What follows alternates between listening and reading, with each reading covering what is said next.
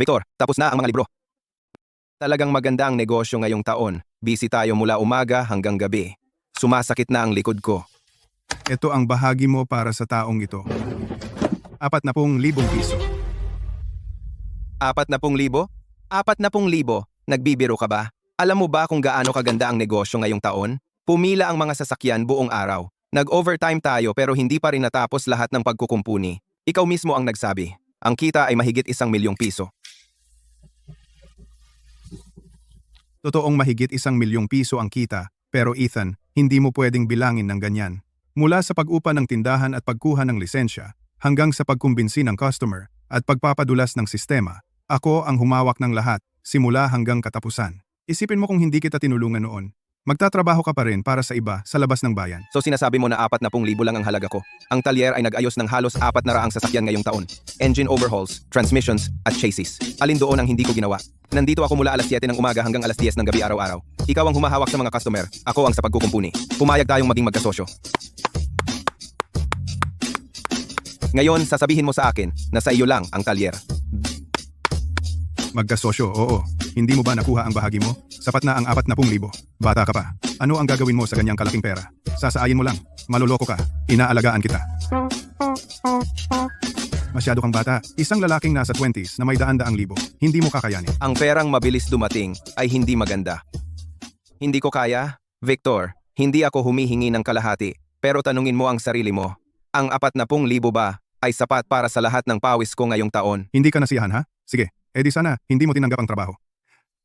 Masyadong maliit ang talyer ko para sa taong kagaya mo. Eddie, alis na ako. Talagang aalis ka? Saan ka pa pupunta kung wala ako?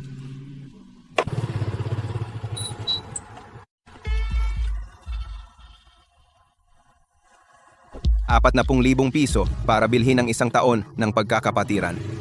Mura yan. Kagamitan. Lift ng kotse, balancer ng gulong, diagnostic scanner, pwedeng gamit na, ₱60,000. Renta, 3 buwan deposito, 1 buwan advance, ₱40,000. Lisensya, environmental fees, tools, supplies. Dagdag sa meron ako. Sapat na iyon. Nagsimula akong mag-ayos ng kotse noong 15. Ika-10 taon ko na ito.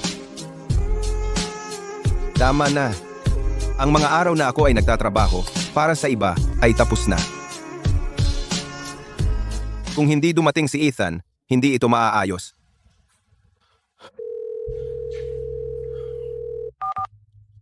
Ethan, tingnan mo ang oras. Wala pa siya. May 6 na kotse kaming nakapila na naghihintay. 3 beses nang tumawag ang mga regular. Victor, nilinaw ko na kahapon. Tapos na ako. Sapat na. May hangganan ang pag-aalboroto mo. Halika rito at tapusin ang trabaho ngayon. Bibilhan kita ng merienda sa gabi. Pwede nating ayusin ito. Hindi ito tantrum. Tapos na akong mag-usap tungkol sa hatian ng kita. Pero kapag sinabi kong aalis ako, seryoso ako. Maghanap ka ng iba. Iiwan mo ako ngayon? Paano ang mga kotse na ito? Ano ang sasabihin ko sa mga customer? Talyer mo iyan. Ikaw na ang bahala. Ikaw ang nagkuha sa akin. Ngayon aalis ako sa sarili ko. Wala akong utang sa iyo. Sira. Ginawa niya talaga ito sa akin. Victor, tingnan mo sa kabilang kalye. Isang talyer. Sino ang may lakas ng loob? Sino ang magbubukas ng talyer sa tapat ko? Tumatawa ka. Talyer din iyan. Malinaw na gusto kang kalabanin. Mawawalan ba tayo ng customer? Ano ang dapat ikatakot? Mahal, 5 taon na ako sa blocking ito. Marami akong suki. Tsaka, sa huli, ang pag-aayos ng sasakyan ay tungkol sa kakayahan. Ang husay ni Ethan ay walang kapantay dito. Kung nandito siya, walang makakapag-alis ng ating negosyo. Si Ethan pa rin ang binabanggit mo? Ang tanong ko, pumasok ba siya ngayon? Hindi. Kahapon, binagsak niya ang pinto at umalis. Ngayon, hindi man lang siya sumipot. Hindi man lang niya sinasagot ang tawag mo. Talagang umalis siya. Bakit ka sumisigaw? Nagtantrum lang siya. Magiging maayos din siya sa ilang araw. Saan siya pupunta kung wala itong talyer? Ganoon ba kadaling maghanap ng trabaho? Hintayin mo lang. Babalik siya ng wala pang 3 araw. Sige. Umuwi ka at magluto ng hapunan. Huwag kang makialam sa usapin ng mga lalaki.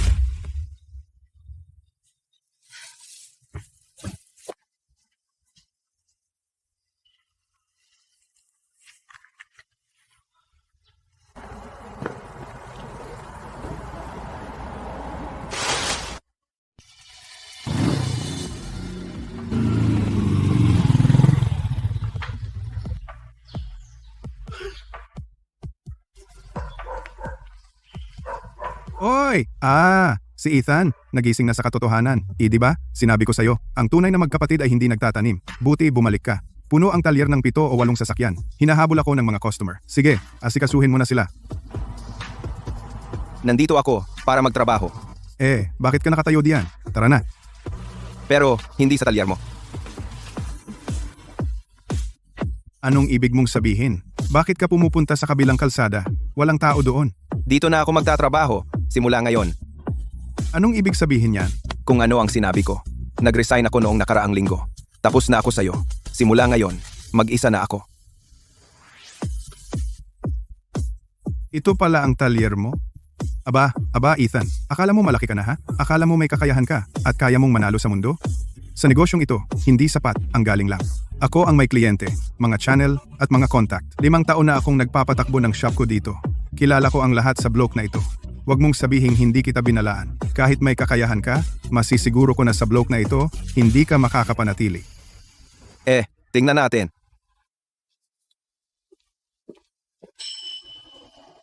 Ethan, malapit nang makalibrate ang mga kagamitan. Maaari na tayong tumanggap ng mga sasakyan ngayong hapon. Magaling. Ako na ang bahala sa lunch.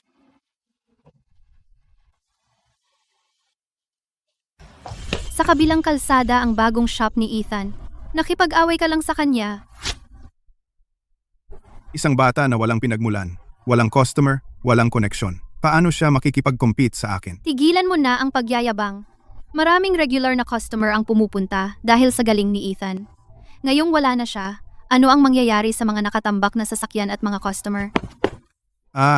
Ibig mong sabihin kung wala si Ethan, Vans Auto Repair ay kailangang magsara? Mahirap sabihin. Tumahimik ka.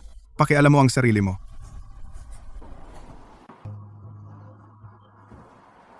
Hello, Jinong Zhao. Tungkol sa Passat mo, medyo mahirap ang transmission. Papadalhan kita ng isang senior na tekniko. Bigyan mo lang ako ng 2 araw pa. Hello?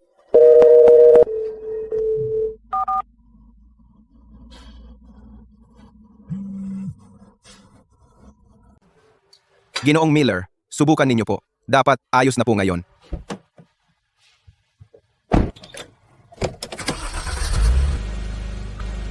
Uy, hindi na nanginginig. Boss, ang husay ng pagkakagawa mo. Sa panginginig na ito pag-start, pumunta na ako sa hindi bababa sa 5 talyer. Pinalitan ko ang napakaraming pyesa. Kumastos ako ng ilang libong piso. Wala sa kanila ang nakapag-ayos. Pero dito, inayos mo sa kalahating araw lang. Hindi naman po ganoon kalaki ang problemang ito. Pero hindi rin naman po maliit. May maliit na bitak po ang intake gasket. Tumatagas po ang hangin kapag malamig. Kapag uminit po, lumalawak at tumitigil ang tagas. Nasa nakatagong lugar ito. Hindi po madaling mahanap ng karamihan. 5 talyer! Wala sa kanila ang nakapansin. Mas matalas ang mga mata mo kaysa sa diagnostic computer na iyan. Hindi po ninyo maaayos ang sasakyan gamit lang ang computer. May mga problema po na kailangan ninyong pakinggan. Sabi po ng mentor ko, damhin ninyo gamit ang kamay. May espiritu po ang mga sasakyan. Kung may mali, sinasabi po nito sa inyo, kailangan lang po ninyong malaman kung paano makinig. Magkano? 300 piso po, para lang sa gasket. Labor lang po ang sinisingil ko sa inyo. Ang mura naman. Gumastos ako ng libo-libo dati at hindi naayos. Hayaan mong dagdagan ko ng 200 piso. At mamaya, magpapakalat ako ng balita sa group chat ng fleet para lahat sila pumunta sa'yo. Sapat na po ang 300 piso. Hindi na po ako pwedeng tumanggap ng dagdag. Sa negosyo po, sinisingil ninyo lang ang nararapat. Sa pagre-refer po ng customer, nagpapasalamat po ako. Isa kang tapat na tao? Teka lang, sa ilang araw, dadala ko lahat ng tao mula sa grupo papunta sa'yo.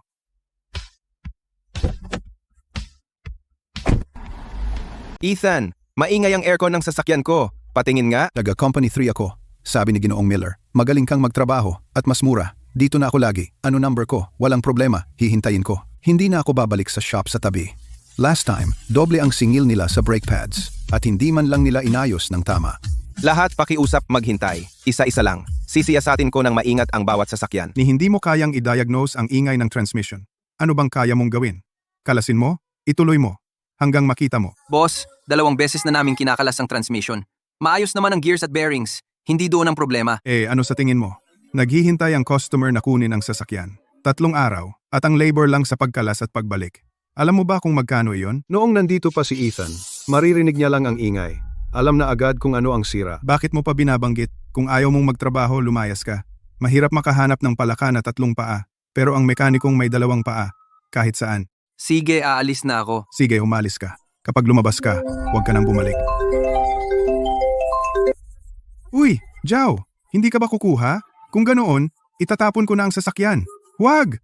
Kalas na namin ito ng kalahati. Hello? Hello? Ethan, ganito ang sitwasyon. Pagkatapos mong umalis, araw-araw kaming minumura ng hayop na si Victor. Hindi ko na talaga kinaya, kaya nagpunta ako sa iyo. Pwede mo ba akong tanggapin? Abot mo ang liyabe. Leo, kulang ako sa tauhan. Magaling ka. Kulang lang ng konting karanasan. Huwag kang mag-alala. Magsimula ka na. Tuturuan kita. Salamat, Ethan. Ninakaw mo ang mga customer ko, ha? Magsisimula ang price cut ngayon. 20% diskwento sa lahat ng maintenance. Libreng car wash. Tanggalin ang price list sa karatula. Maglagay ng bago. Boss, kung magidiskwento tayo, ang kita natin. Sino ba ang may pakialam sa kita? Unahin muna nating makuha ulit ang mga customer. Hindi ako naniniwala na walang darating kung mura tayo. Nandito ba ang boss?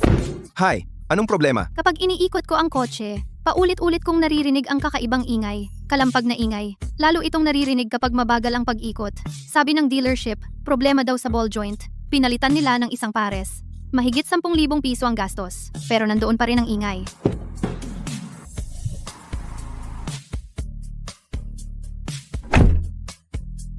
Pakiupo sa kotse. Pihitin mo ng todo ang manibela. Dahan-dahang umandar ng kaunti, pasulong. Sige, patayin ang makina. Ethan, kaya mo bang ayusin? Maliit na problema lang ito. Punit ang outer boot ng kanang harap na half shaft. Pumasok ang tubig at buhangin sa loob. Naupod ang joint dahil doon. Hindi na kailangang palitan ang buong assembly. Napalitan lang ang outer joint. Mga pyesa at trabaho, 2,000 piso. 2,000 para sa maliit na problema? Ethan, ikaw mismo ang nagsabi na maliit na problema ito. Tama, sinabi ko nga na maliit na problema. Pero ang kotse mo ay imported na mamahaling kotse. Ang OEM na outer joint, hindi mura bilhin ang piyesang iyon. Gumagamit ako ng OEM na piyesa. Hindi aftermarket. Sa 2,000 iyon, karamihan na pupunta sa piyesa. Ako lang ang kumikita sa labor. So, Hoy, miss! Huwag kang maniwala sa kalokohan niya. Yung ball joint na bagay na yan. 2,000 piso ang hinihingi niya. Hindi ba yan panloloko sa'yo? Ginagawa niya ng malaking issue ang wala naman. Hindi mo kailangang palitan ang kahit ano. Iwan mo ang kotse mo sa shop ko. Sa kabilang kalsada lang. Vans Auto Repair. 5 taon na sa negosyo. 800 piso. Garantisado. magkakilala kayo? Hindi talaga. Pareho kaming may negosyo sa blokeng ito. Hindi ba tayo magkaribal? Ang punto, hindi natin pwedeng hayaan na maloko ang customer. Di ba? Hoy, miss, sinasabi ko sa'yo, maraming madadaya na gawain sa industriyang ito. Victor, hindi ka man lang nagtanong kung ano ang problema ng kotse at naglakas loob kang mag-quote ng 800 piso. 5 taon na ako sa industriyang ito. Nakita ko na lahat. Yung ganyang ingay, malamang maluwag na turnilyo sa chassis. Kailangan lang higpitan. Ang singil na 2,000 ang tunay na panloloko. Ma'am, Naisip ko na ang problema. Nasabi ko na lahat ng kailangan kong sabihin. Kotse mo, desisyon mo. Eto, 2,000 piso. OEM, na pyesa, 1 taong warranty. Sa kabilang kalsada, 800. Sino ba ang nakakaalam kung anong pyesa ang gagamitin niya? Gaano katagal bago masira? Walang garantiya mula sa akin. Desidido na ako. ayan na. Tara, i-drive mo sa shop ko sa kabilang kalye. 800 piso. Sasama ako sa kanya. Anong sabi mo? Sabi ko sasama ako kay Ethan. Hindi ko ipapaayos sa shop mo. Baliw ka ba? 2,000 piso at 800 piso. Piliin mo ang 2,000. Ang dami mong pera, parang wala lang. Bago pa ako pumarada, umikot-ikot muna ako sa lugar. Yung shop mo, kupas na ang pintura ng karatula. Nakatambak ang lumang gulong sa pinto. Ang mga kotse sa loob ay makapalang alikabok. Parang nakatambak na doon ng matagal. Sabi mo 5 taon ka nang nagpapatakbo ng shop na ito. Pero ang alikabok sa mga kagamitan mo ay mas makapal pa sa alikabok ng kotse ko. Walang pumapasok na customer. Ibig sabihin, hindi magaling ang teknolohiya mo. Iyan, ang una. Pangalawa, nakikipag-usap ako kay Ethan. Bigla ka nalang sumugod galing sa kabilang kalsada. Hindi mo man lang tiningnan ang kotse. Nangahas ka pang mag-quote ng 800 piso. Ginawa-gawa mo lang ang presyo para nakawin ang customer. Wala kang prinsipyo. Pangatlo, kailangan mo ng tunay na galing para makipag-price war. Walang teknolohiya, walang prinsipyo, walang negosyo. Makakakuha ka lang ng customer sa pamamagitan ng mababang presyo. Ginoong Vance, ano ang kaya mong ipakipaglaban? Ikaw, ano ang alam mo tungkol sa pag-aayos ng kotse? Nagpapanggap kang eksperto. Aral.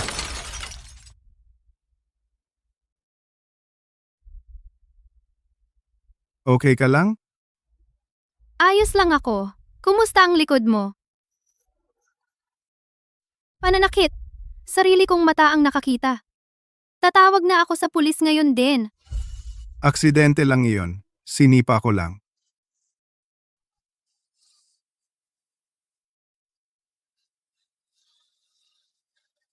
Patingin ng likod mo. Wag, wag.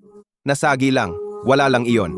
Natamaan ng metal cart ang likod mo. Sabi mo wala lang. Baka may pasa. Dapat kang pumunta sa ospital at magpa-x-ray. Talaga, hindi kailangan. Sa aming trabaho, ang mga pasa at bangga ay araw-araw na lang. Mawawala rin iyan sa ilang araw. Pero ikaw, pasensya na. Nadumihan ko ang suit mo. Mukhang mahal ang suit na ito. Babayaran kita. Ethan, iba ka talaga. Hindi mo na kailangang bayaran ang suit. Ang pasa sa likod mo ay utang ko na sa iyo. Hindi, ayos lang. Tara na. Doon na lang ako mauupo. Ito ang kahilingan ng may-ari ng kotse. Leo, magbakante ng lift. Palitan ang right front outer CV joint ng imported na mamahaling kotse na ito.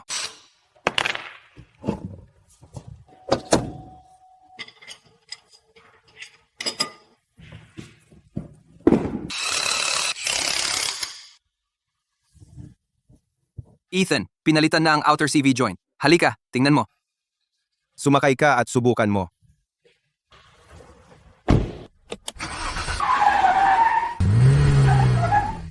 Wala na ang ingay. Nakatorke na ang bolts ayon sa spec. Eksakto sa factory specs na ibinigay mo sa akin. Naayos na, Miss Sterling. Sige, i-test drive mo. Yung tunog na kalampag talagang nawala na. Dati, gumastos ako ng mahigit 10,000 piso sa dealership at hindi nila naayos. Pero dito, isang hapon, naayos lahat, Ethan. Utang ko sa'yo ito. 2 bagay ngayon. Una, naayos ang kotse. Pangalawa, inako mo yung tama para sa akin. Nagtanong lang ako sa kaibigan kong doktor. Isang metal na kariton ang tumama sa iyong ibabang likod. Maaaring maliit lang o seryoso. Mas mabuti pang magpa-x-ray ka. Sagot ko na. Sabi ko, hindi na kailangan. Ikaw ang customer. May muntik nang mangyari sa labas mismo ng aking shop. Tama lang na ako ang pumagitna. Huwag mo nang alalahanin. Yan ay may personal number ko. Pwede mo rin akong i-text dyan. Para sa likod mo rin. Tawagan mo ako kahit kailan.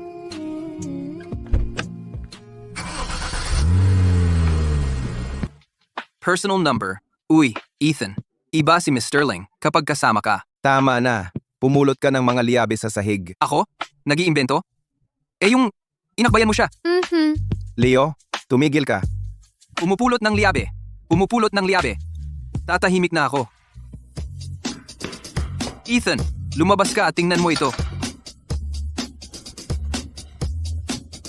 Halina kayo lahat, 20% diskwento sa maintenance, kalahating presyo sa overhaul. Kung hindi namin maayos, hindi ka magbabayad. Vance Auto Repair, pinakamababang presyo, garantizado ang kalidad. Anong nangyayari? Noong nakaraang linggo, patay ang lugar na ito. Bakit biglang dami ng kotse? Nagtanong-tanong ako. Pinutol ni Victor ang presyo niya sa kalahati. Ang pagpapalit ng langis ay 100 piso.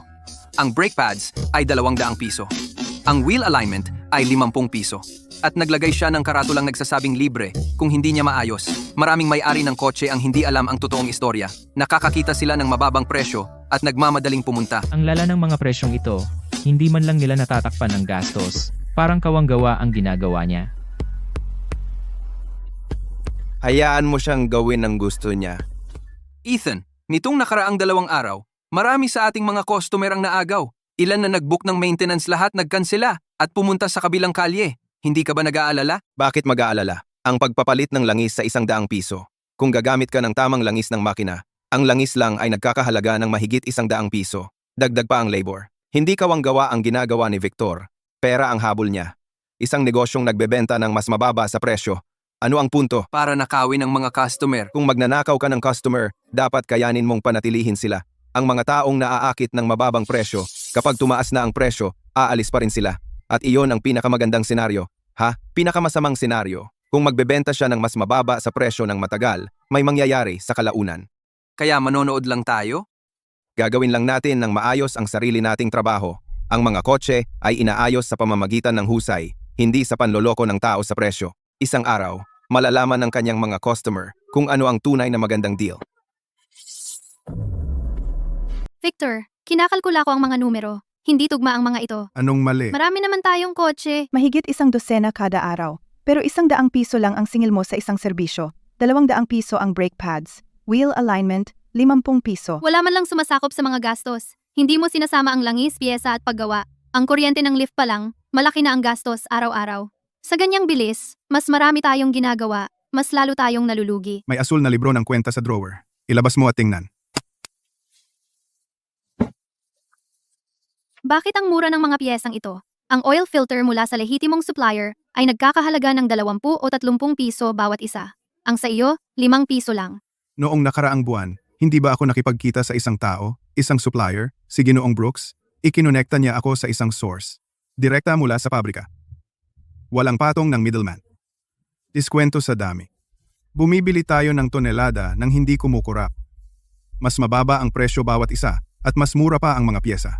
Dati, nagkakahalaga ng 120 piso ang pagpapalit ng langis. Sinisingil namin ng 300 piso at kumita ng 180 piso. Ngayon, nagkakahalaga ito ng 30 piso. Sinisingil namin ng 100 piso at kumikita ng 70 piso. Mukhang mas maliit ang tubo bawat trabaho. Pero, tingnan mo, ang kabuuang dami. Dati, kumikita tayo ng 500 at 40 piso sa 3 kotse kada araw.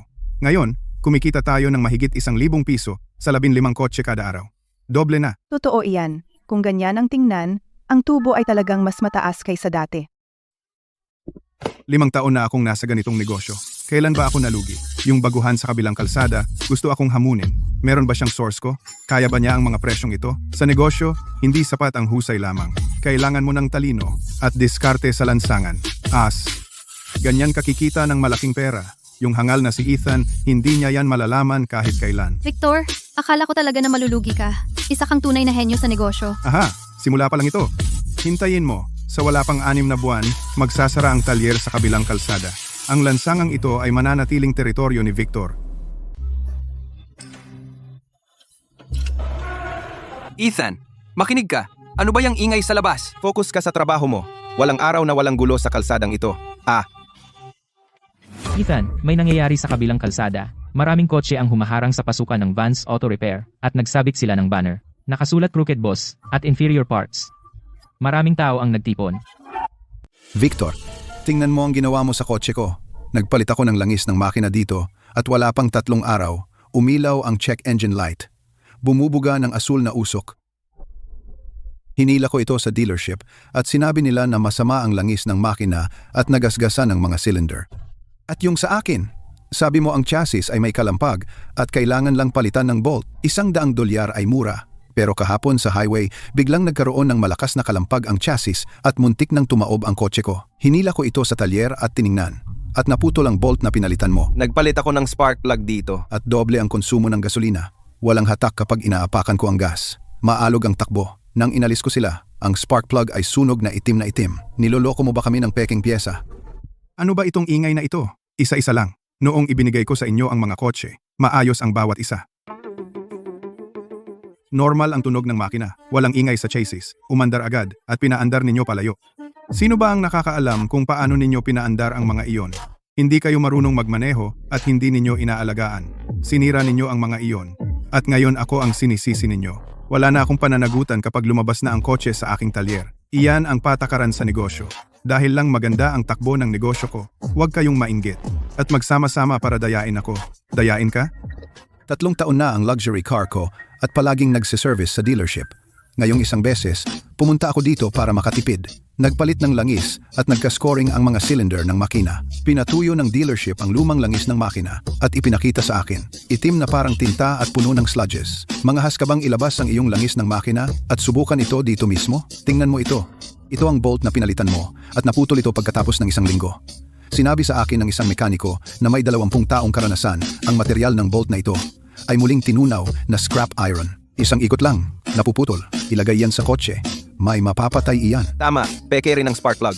Ang resistensya ay sobrang taas at ang enerhiya ng ignisyon ay kulang na kulang. Nasasayang ang gasolina. Puro salita lang iyan. Sabi ninyo galing sa aking talyer? Dahil lang sinabi ninyo? May resibo ba kayo?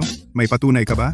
Ang kapal ng mukha mong humingi ng resibo. Resibo? Talaga? Binigyan mo ba ako ng resibo kahit minsan? Pagkatapos ng bawat pagkukumpuni, sabi mo sira ang resibo machine. Sasabihin mo na ibibigay mo na lang sa susunod. Binigyan mo ba talaga? Hindi, ni minsan. Palaging sa susunod, iyan ay pag-iwas sa buwis.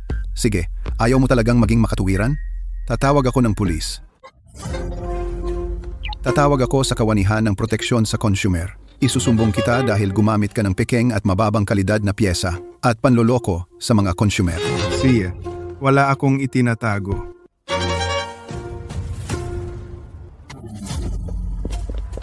Sino ang nag-report? Anong nangyayari? Ako. Ang tatlo naming sasakyan ay ipinaayos sa Vance Auto Repair.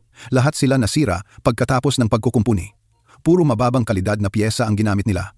Nung hinarap namin siya, itinanggi niya. Sinabi pa niya na niloloko namin siya. Ang makina ko ay nagkaroon ng pagkagasgas ng silindro dahil sa mababang kalidad na gasolina. Ang overhaul ay aabot ng 10,000 piso. Ang spark plugs ko ay peke rin. Sir, wala po akong kasalanan. Dito ako sa block na ito sa loob ng 5 taon. Matibay ang reputasyon ko. Naiinggit lang sila dahil umuunlad ang negosyo ko kamakailan. Sadyang gumagawa sila ng gulo. Maayos ang mga sasakyan nung umalis sila sa talyer ko. Sila mismo. Sandali, huwag kang magmadaling magsabi na wala kang kasalanan. Nakatanggap kami ng reklamo, kaya kailangan naming mag-imbestiga ayon sa batas. Ayon sa mga regulasyon, ang mga bagay na may kinalaman sa teknikal na pagsusuri ay nangangailangan ng propesyonal na opinyon. Mayroon bang independenteng tao dito na may teknikal na kaalaman? Director Lewis, ang talyer sa kabilang kalsada ay talyer din. Maaari nating hilingin sa kanilang tekniko na gumawa ng paunang pagsusuri. Magandang araw. Ako ay mula sa kawanihan ng proteksyon sa consumer. Ikaw ba ang may-ari ng talyer sa kabilang kalsada? Opo. Ethan Auto Repair. Ako, si Ethan. Kailangan namin ng independenteng tekniko para sa mga problema ng mga sasakyang ito upang gumawa ng paunang pagsusuri. Alamin kung ang mga pagkasira ay dulot ng mga sira na piyesa. Maaari mo bang tingnan? Mga katotohanan lang ang sinusunod ko. Hindi pwede. Kakumpetensya ko siya. Tiyak na gaganti siya sa akin. Gusto niya akong sirain. Sir, kayo? Hindi mo siya pwedeng payagang mag-inspeksyon. Ginoong Vance, makipagtulungan po kayo. Ang independenteng tekniko ay tumitingin lamang sa teknikal na mga katotohanan. Kung may pagtutol kayo sa kanyang pagsusuri, Maaari kayong humiling ng muling pagsusuri. Gagawin ito ng ibang kwalipikadong ahensya. Ngayon, tumabi po kayo.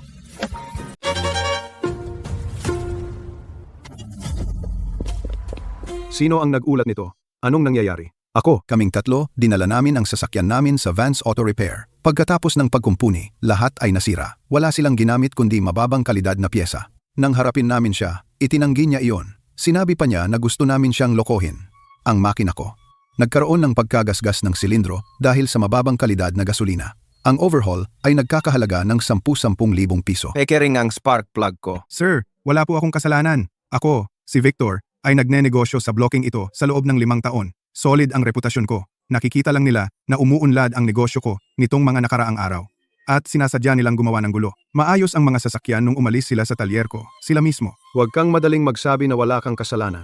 Kapag may natanggap kaming reklamo, obligado kami ng batas na mag-imbestiga. Ayon sa mga regulasyon, ang mga usapin na may kinalaman sa teknikal na pagtatasa ay nangangailangan ng opinyon ng mga eksperto. Mayroon bang independenteng tekniko sa lugar? Director Lewis, ang talyer sa tapat ay talyer din ng sasakyan. Pwede nating hilingin ang kanilang tekniko na gumawa ng paunang pagtatasa. Hello, ako po ay mula sa kawanihan ng proteksyon sa consumer. Kayo po ba ay mula sa talyer sa tapat? Opo. Talyer ni Ethan. Ethan, Kailangan namin ng independenteng tekniko para sa mga sira ng mga sasakyang ito upang gumawa ng paunang pagtatasa, upang malaman kung ang mga sira ay sanhi ng mababang kalidad na piyesa. Pwede po bang tingnan ninyo? Batay lang ako sa katotohanan. Hindi po. Kakumpetensya ko siya. Tiyak na gagamitin niya ito para gumanti. Wala siyang ibang gusto kundi sirain ako. Sir, kayo po. Hindi ninyo siya dapat payagan na gumawa ng pagtatasa.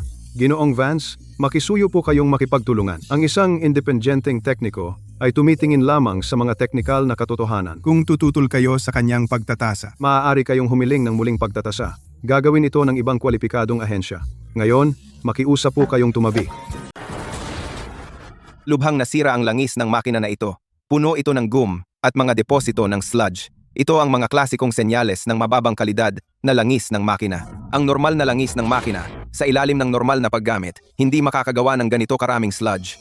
Ang mababang kalidad na langis ng makina ay may mahinang pagganap sa pagpapadulas. Nagdudulot ito ng abnormal na pagkapudpod sa mga dingding ng silindro at piston ring, karaniwang tinatawag na pagkagasgas ng silindro. Ang oil drain plug ay naalis kamakailan. Kaya ang kotse na ito ay nagpalit kamakailan ng langis. Iminumungkahi kong kumuha tayo ng mga sample para sa pagsusuri. Ang dulo ay nagpapakita ng mga katangian ng plastic fracture. walang mga marka ng ductile extension. Ang normal na bolt ng chassis ay gawa sa medium carbon alloy steel. Pagkatapos ng heat treatment, mayroon itong kaunting tibay. Kahit sa ilalim ng sobrang karga, dapat itong sumailalim sa pagbaluktot na depormasyon bago ito masira. Mataas ang nilalaman ng dumi nito. Ang isang ito ay gawa sa graded cast iron. Ang tensile strength nito ay mas mababa sa koneksyon ng chassis minimum na pamantayan. Kapag na-install, ito ay mapuputol sa ilalim ng impact load. Napakadelikado. Ang resistance ng spark plug na ito ay wala sa spec. Ito ay halos 5 beses ng normal na halaga. Ang resistance ay sobrang taas. Kulang ang enerhiya ng ignisyon.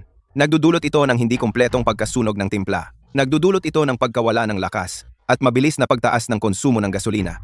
Gayun din, may mga micro-cracks sa katawang seramiko. Ibig sabihin, ang proseso ng sintering ay hindi umabot sa pamantayan. Maaari itong masira sa paglipas ng panahon, direktang nagdudulot ng misfire at pagtirik. Paunang konklusyon. Lahat ng 3 kotse ay gumamit ng hindi pamantayan, mababang kalidad na mga pyesa. Ang langis, mga bolt, at mga spark plug ay pawang peke. Puro kasinungalingan iyan. Ito ay malisyosong kompetisyon. Nagbukas siya ng talyer na katulad ng akin. Sinusubukan niya akong paalisin sa negosyo. Hindi ka dapat maniwala sa anumang sinasabi niya. Sir, hindi mo basta-basta paniniwalaan ang sinasabi niya. Ethan, ano ang masasabi mo sa mga pagtutol ng nasasakdal? Tulad ng sinabi ko, sa mga katotohanan lang ako umaasa. Lahat ng problemang natagpuan kanina, may pisikal na ebidensya, nakikita ng mata, at ang datos ay maaaring i-verify. Director Lewis, maaari kayong mag-imbita ng kahit anong kwalipikadong inspeksyon ng sasakyan para muling suriin. Pwede rin kayong kumuha ng kahit sinong sertipikadong profesional na tekniko para i-double check. Kung sakaling may natuklasan na sumasalungat sa aking konklusyon, ako ang mananagot ng buo at ginawa ko lang isang mabilis na panlabas na inspeksyon. Hindi ko binuksan ang makina o inangat ang chassis para sa buong check.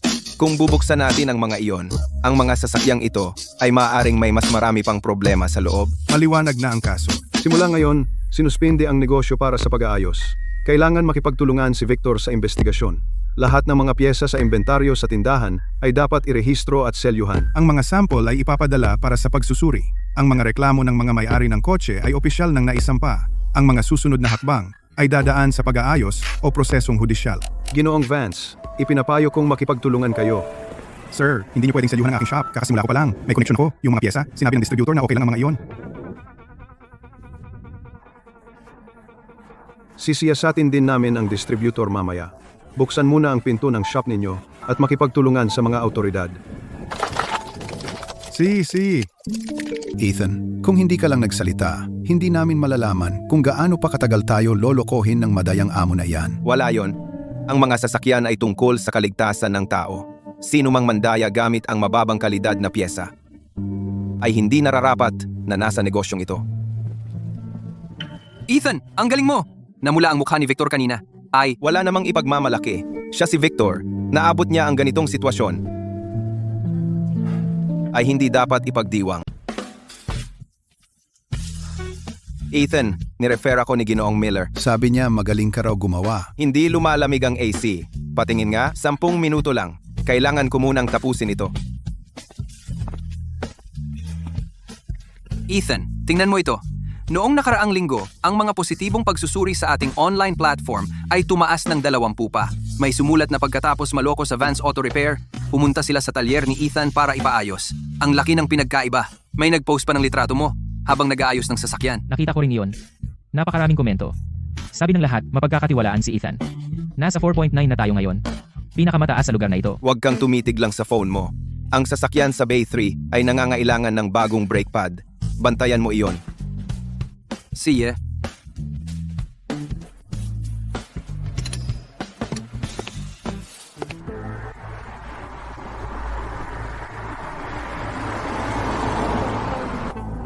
Ano bang nangyayari? May ikakasal ba? Hindi. Hindi iyon tama. Hindi.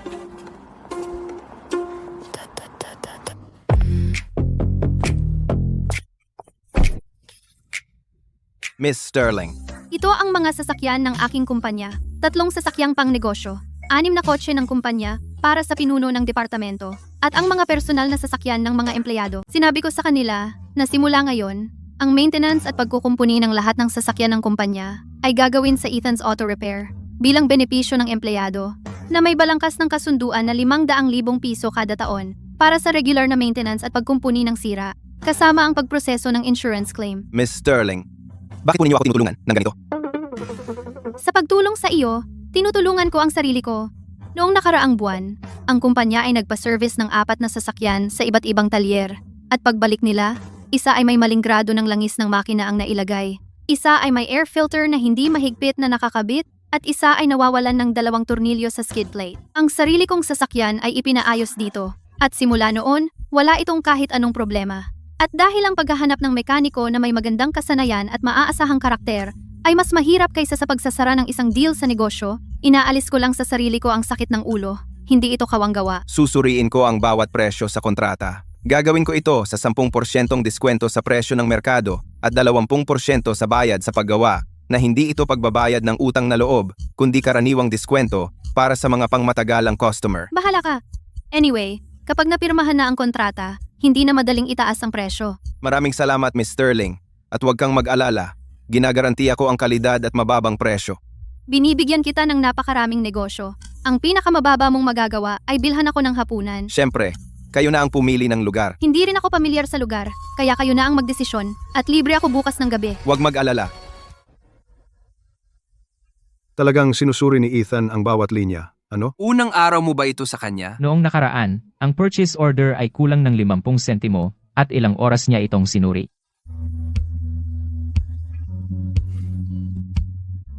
Masaya akong makatrabaho kayo.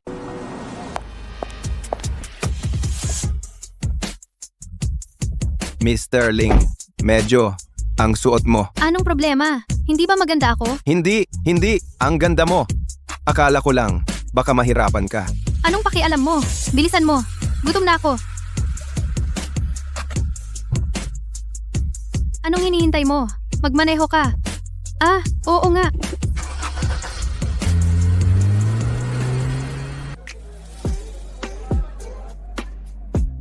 Sir, may bakante? Wala nang upuan sa loob. Pwede ba sa labas? Kung anong sabi mo, ikaw na bahala. Sir, table.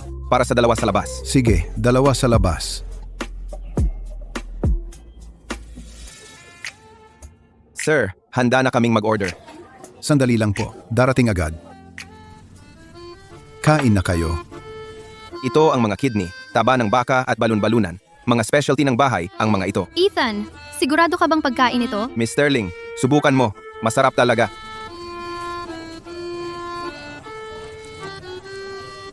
Kita mo?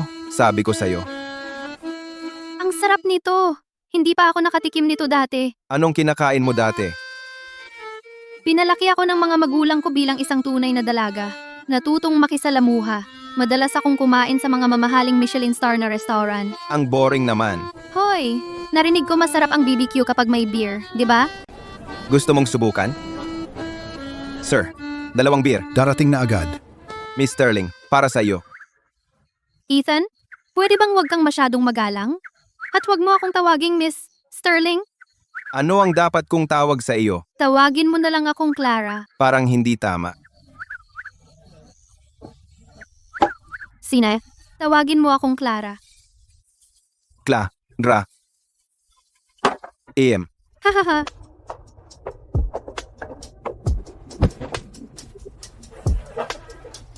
Ethan, maganda ba ang boses ko? Napakaganda. Sir, check po.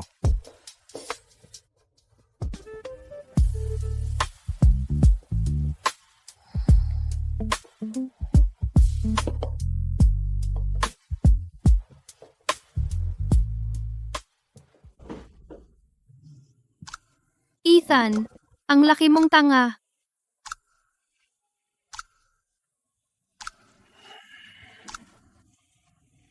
Clara.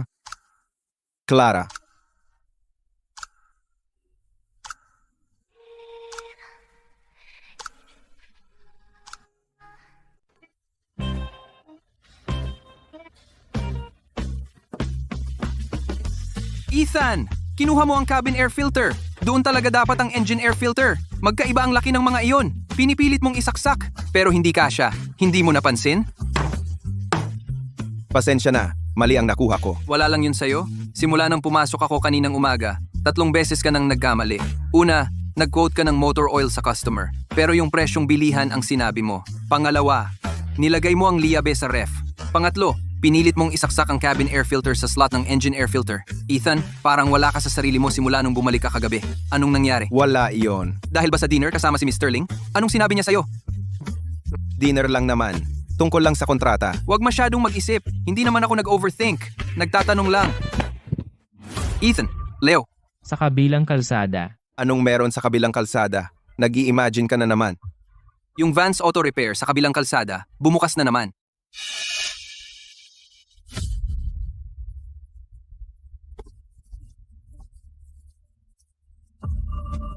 Ano ba yan? Nakasilang pinto. Paanong nakabukas sila ng ganyan? Gumagamit siya ng peking pyesa. Muntik nang may mamatay. Eksakto. Nakita ko mismo ang mga selyo. Nasa pinto pa sila. kanina lang may humintong van, bumaba ang ilang lalaki, pinunit nila ang mga selyo at naglipat ng gamit sa loob. Kung nakapagbukas ulit sila, ibig sabihin, tapos na ang investigasyon ng kawanihan ng proteksyon sa consumer. Dahil pinayagan siyang magbukas para sa negosyo, may dahilan yan. Focus tayo sa sarili nating trabaho. Pero Ethan, Leo, bumalik na sa trabaho. Habang suspendido ang negosyo para sa retipikasyon nitong mga nakaraang araw, kailangan pa rin naming magbayad ng upa. Mga refund sa customer, bayad pinsala, kasama ang pagkumpiska ng mga pyesa. Kapag pinagsama-sama, ganito kalaki ang nawala sa atin. 50,000 piso. Nawalan ako ng isa pang 50,000 piso. Lahat dahil sa walang utang na loob na si Ethan. Kung hindi ko siya tinulungan noon, nasa labas pa rin siya ng bayan, nagugutom. Binigyan ko siya ng pagkain, binigyan ko siya ng trabaho. Pero akala niya, malaki na siya, kaya nag-isa siyang nagtayo ng negosyo. Ang mag-isa ay masama na, pero nagbukas siya ng talyer sa tapat ko at ninakaw ang mga customer ko. Nang dumating ang kawanihan ng proteksyon sa consumer para mag-inspeksyon, wala siyang magandang sinabi para sa akin. Pinahiya pa niya ako sa harap ng lahat. Victor, maging makatuwiran ka. Ang may-ari ng kotse ang unang nag-ulat sa kawanihan ng proteksyon sa consumer. Pinagawa siya ng kawanihan ng proteksyon sa consumer na mag-inspeksyon. Ang mga problemang itinuro niya, mababang kalidad na langis ng makina, mga peking bolt, mga peking spark plug. Alin sa mga iyon ang hindi totoo? Talagang may problema ang mga piyesa mo. Kanino ka ba kumakampi? Nasa panig mo ako, kaya sinasabi ko sa iyo ang totoo. Victor, sa pagkakataong ito, tinunto ng kawanihan ng proteksyon sa consumer ang pinagmulan ng mga peke. Tinunton din nila ito kay Ginoong Brooks, ang supplier. Umamin siya ng buo. Nalinlang ka rin nila para bilhin ang mga produkto. Sinabi nila sa iyo na ito ay sobrang stock mula sa pabrika. Hindi mo alam na mababang kalidad na mga produkto ang mga iyon. Kung hindi dahil doon, sa tingin mo ba ay multa lang? At pagsuspinde ng negosyo para sa pagwawasto ay sapat na? Swerte ka walang namatay. Kaya ka pinakawalan ng kawanihan ng proteksyon sa consumer at pumayag na payagan kang muling magbukas. Maging aral ito sa iyo. Mula ngayon, tapat na pagkuha ng mga produkto, maayos na pagkumpuni ng mga kotse, at huwag ka nang mag-isip ng mga maruruming paraan. Mayroon pa tayong ilang regular na customer. Dahan-dahan lang at makakabawi tayo. Madali kang magsalita. Si Ethan sa kabilang kalsada ay umuunlad na ngayon. Narinig ko pumirma pa siya ng kontrata sa maintenance sa isang malaking kumpanya. Umuunlad ang kanyang negosyo. Lumayas lahat ng customer ko. Makabawi? Kung hindi mabagsak si Ethan, paano ako? Hindi ako papayag na ganito lang. Dinala niya ako sa ganitong kalagayan habang siya ay nag-e-enjoy. Hindi ako basta-basta. Teka lang at makikita mo. Tiyak na makakahanap ako ng paraan para makaganti sa kanya. Ano ang gagawin mo, Victor? Binabalaan kita. Talagang hindi ka na maaaring gumawa ng anumang ilegal. Hindi ka ba natuto sa huling pagkakataon? Kung gagawa ka ulit ng kalokohan? Sige. Nag-uusap lang naman ako. Bakit ang init ng ulo mo? Pupunta ako sa bahay ni Ginoong Quinn para itanong kung pwede niya akong irekomenda sa ilang kliyente. Huwag mo na akong hintayin sa hapunan ngayong gabi. Ethan, aalis ka ng maaga. Hindi yan katulad mo. Si Mr. Ling ang nag-ayos ng hapunan. Ipinakikilala niya ako sa ilang kaibigan mula sa mga kumpanya ng lohistika. Bantayan mo ang mga bagay-bagay. Tawagan mo ako kung may emergency. Miss Sterling na naman? Ethan, nagiging close ka na kay Miss Sterling lately. Negosyo lang. Huwag kang mag-isip ng kung ano. Sumakay ka. Sumama ka muna sa akin. Saan? Hindi ba tayo pupunta sa hapunan? Maaga pa.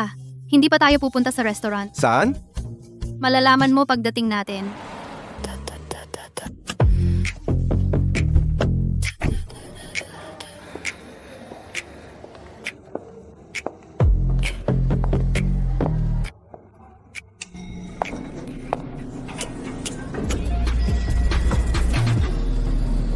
Tuloy ka. Clara, bakit mo ako dinala dito? Para bilhan ka ng damit. Gaano katagal mo na yung polo shirt? lumuwag na ang kwelyo, at may mansya ng langis sa manggas. Ayos naman tong damit. Malinis naman. Sapat na yon. Ang mga kasama natin sa hapunan ngayon ay hindi lang mga kaibigan ko, sina Ginoong King at Ginoong Lawson. Pareho silang malalaking pangalan sa mundo ng lohistika. Kung ganyan ang suot mo, baka wala silang sabihin, pero huhusgahan ka nila. Pumunta ka sa fitting room. Subukan mo. Pwede ba? Hindi pwede. Tama na. Suotin mo na. Ma'am, maganda ang pangangatawan ng boyfriend mo. Babagay sa kanya ang mga to. Oo, sa tingin ko rin. Sige, tawagan mo lang ako kung may kailangan ka.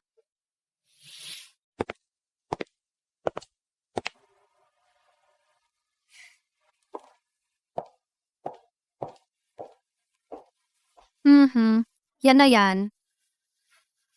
Mahal siguro ang mga damit na ito. Isuot mo na yan. Pakipakap ang damit na hinubad niya.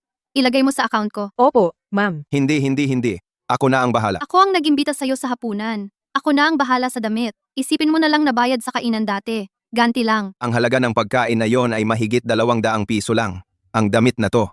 Yung pinsala sa baywang mo. Huwag mo nang banggitin lagi ang pinsala ko sa baywang. Kung may makarinig, iisipin nila na may ginawa tayo.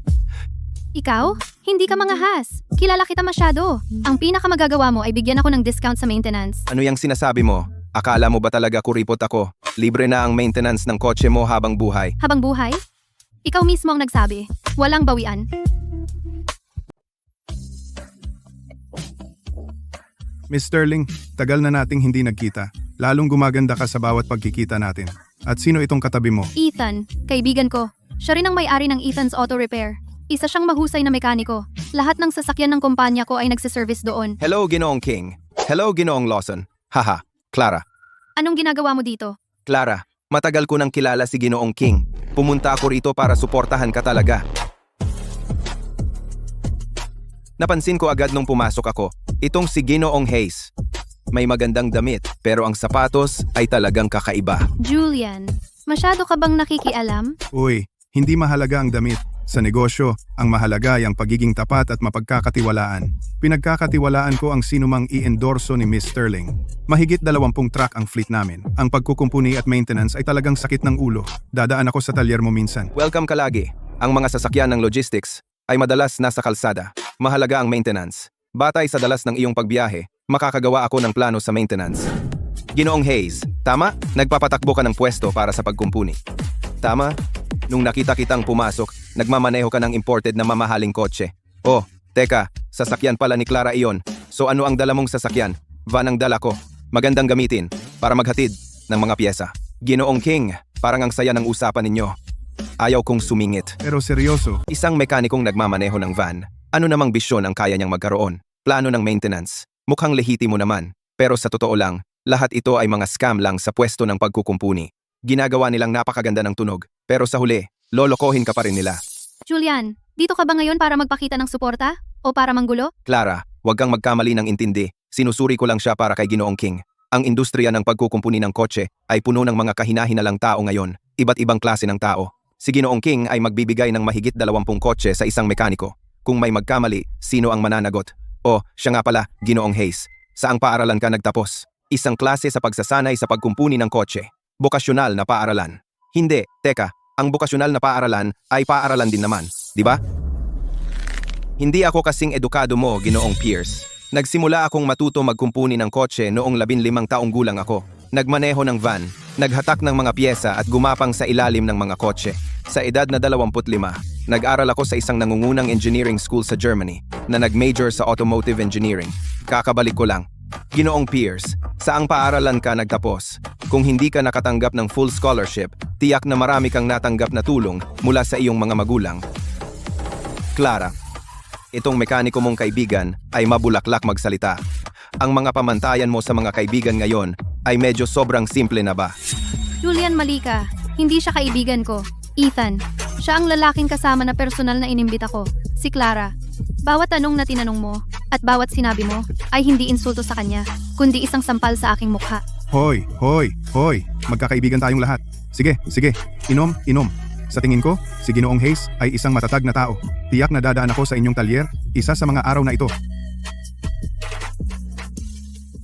Pasensya na. Hindi ko alam na narito si Julian. Simula ngayon, kung nandito siya, hindi na kita aayain pumunta. Hindi mo na kailangang mag-sorry. Narinig ko na yung mga salitang, yan dati. Sanay na ako. Sayang ang magandang damit na pinili mo. Sa akin, nakita niya agad. Ikaw talaga ay isang major sa automotive engineering mula sa top engineering school sa Germany. Sa isang tingin lang, alam mong spoiled brat siya. At niloko mo siya gamit lang ang ilang salita. Ang sama mo? Pumunta tayo sa pribadong club. Pindutin mo ang gas mamaya. Nakakasuffocate itong lugar na to. Clara, hintayin mo ako. Uy, Ginoong Pierce. Pwede bang tingnan? Hindi ba ito ang ace mula sa top engineering school sa Germany? Bakit hindi kita nakita dati? Tingnan mo lang hanggat gusto mo.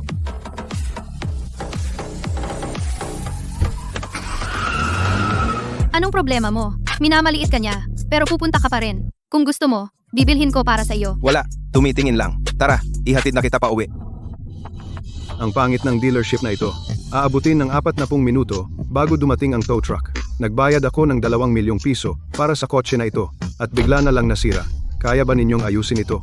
Bakit hindi umandar ang kotse niya? Baka hindi naging maayos ang serbisyo. Ikaw ba ay? Wala akong ginawa.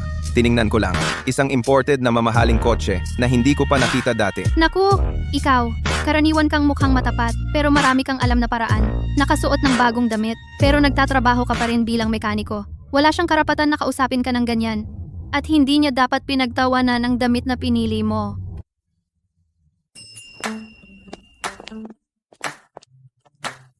Amerikano, walang asukal. Hindi ko sure kung magugustuhan mo. Mapait. Mas mapait pa kaysa sa tsa sa kainan. Ano ang madalas mong inumin? Tubig lang. Pinagpapawisan ako ng sobra kapag nagkukumpuni ng kotse. Wala nang tatalo sa tubig kapag nauuhaw ka. Ethan, inaya kita ngayon hindi lang para sa kape. May gusto akong pag-usapan sa'yo. Si, Yung kontrata sa maintenance na 500,000 piso noong nakaraan ay pinirmahan 2 buwan na ang nakalipas. Sa loob ng 2 buwang ito, pinag-aaralan ko ang mga record ng maintenance ng talyer mo para sa bawat kotse mula sa kumpanya ko at feedback mula sa mga pribadong sasakyan ng empleyado. Wala kahit isang reklamo o pagbabalik. hindi mo yon sinabi sa akin. Dahil kailangan kong tiyakin na solid ang datos. Pagkatapos ng 2 buwan, maganda ang mga numero. Mayroon akong panukala sa kooperasyon. Ako ang mamumuhunan ng pera. Ikaw naman ang magbibigay ng teknolohiya at pamamahala. Magkasosyo tayo para magbukas ng chain ng mga talyer. Nakaisip na ako ng pangalan ng brand. Apex Auto Repair. Kumuha ng isang letra mula sa pangalan ko at isa mula sa pangalan mo. Chain stores. Magkano ang magagastos doon? Para sa unang flagship store, balak kong mamuhunan ng 2 milyong piso. Pagpili ng lokasyon, pagbili ng kagamitan, renobasyon at pagsasanay ng staff. Paunang operasyon, ako na ang bahala sa lahat. Hindi ka gagastos kahit isang sentimo. Wala kahit isang sentimo? Anong klaseng kasosyo ako? Ikaw ang may technical expertise, pamamahala, at pag-endorso ng brand. May pangalan ka sa mundo ng taxi, sa mga kumpanya ng seguro, at pagkilala ng publiko matapos ang insidente kay Victor. Lahat ito ay intangible assets. Ako ang maglalagay ng pera, ikaw ang magdadala ng tao. 50-50 na hati sa puhunan. Hindi ito pagtulong ko sa'yo. Ito ay puro pamumuhunan. Ako si Clara Sterling. Dahil lang malapit ako sa isang tao, hindi ibig sabihin na gagawa ako ng kawang gawa. Clara, sobra na ang tulong mo sa akin. Yung kontrata na 500,000 piso nagpalago sa talyer ko mula sa halos nalulugi hanggang sa magkaroon ng matatag na pwesto. Ngayon maglalabas ka pa ng 2 milyong piso para magbukas ako ng talyer. Ako, si Ethan Hayes. Hindi pa ako nakautang ng ganito kalaki sa buong buhay ko. Sa tingin mo tinutulungan kita? Hindi ba? Sige, sabihin ko sa ibang paraan. Ethan, 10 taon ka na sa negosyong ito. Ano sa tingin mo ang pinakamalaking problema sa industriya ng pagkukumpuni ng kotse? Information asymmetry. Walang alam sa kotse ang mga customer. Isang mekaniko pwedeng magsabi ng kahit anong gusto niya. Pwede niyang palitan ang spark plug at tawagin itong overhaul ng makina o magbenta ng aftermarket na pyesa bilang OEM. Ang mga taong katulad ni Victor ay hindi bihira sa industriyang ito. Natatakot ang mga customer na maloko. Hindi rin pinagkakatiwalaan ang mga mekaniko. Kahit na kumikita sila sa kanilang kakayahan, nakakaramdam pa rin sila ng kababaan. Tama ka ng husto. Pero naisip mo na ba ilang customer ang kaya mong paglingkuran sa kasalukuyan mong talyer? 30 o 40 sasakyan kada araw. Sumasaklaw sa 3 milyang radius. Kahit gaano pa kagaling ang kakayahan mo, kahit gaano pa katatag ang reputasyon mo, ilan ba talaga ang maaabot mo? Bakit ngayon? Dahil ang antas ng paggamit ng mga bagong enerhiyang sasakyan ay lampas na sa 30%.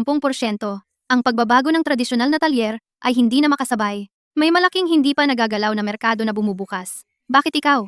Dahil 2 buwan nakitang pinagmamasdan. Ang iyong kakayahang teknikal, karakter, at estilo ng pamamahala, sa lahat ng aking nakita, ay pinakaangkop para dito. Ang isang tulad ni Victor, sinubukan kang ibagsak, ngunit, nabigo. Sa halip, nawala ang kanyang sariling talyer. Ito ay nagpapatunay lamang ng iyong kakayahang humarap sa stress at katapatan sa koponan. Hayaan mong sabihin ko ito muli, hindi ito pabor, hindi kawanggawa, hindi pagtulong sa kaibigan. Ito ako, si Clara, bilang CEO ng Sterling Group, nag-aalok kay Ginoong Ethan Hayes ng isang formal na panukala sa kooperasyong pangnegosyo. Nakikita ko ang malaking potensyal sa auto aftermarket at higit pa sa iyong kakayahan at karakter. Kung hindi ka pa sigurado, maaari tayong pumirma ng mekanismo sa pagsasaayos ng pagpapahalaga. Kung hindi tayo makapag-break even sa loob ng 2 taon, sasagutin ko ang mga kalugiang pinansyal. Wala kang utang sa akin kahit 1 sentimo. Ang brand ay tatawaging Apex Auto Repair. Tama. Ang pangalan mo ang pangalawa. Ikaw ang nagpapatakbo ng talyer. Ikaw ang core ng brand. Ang pangalan ko ang una.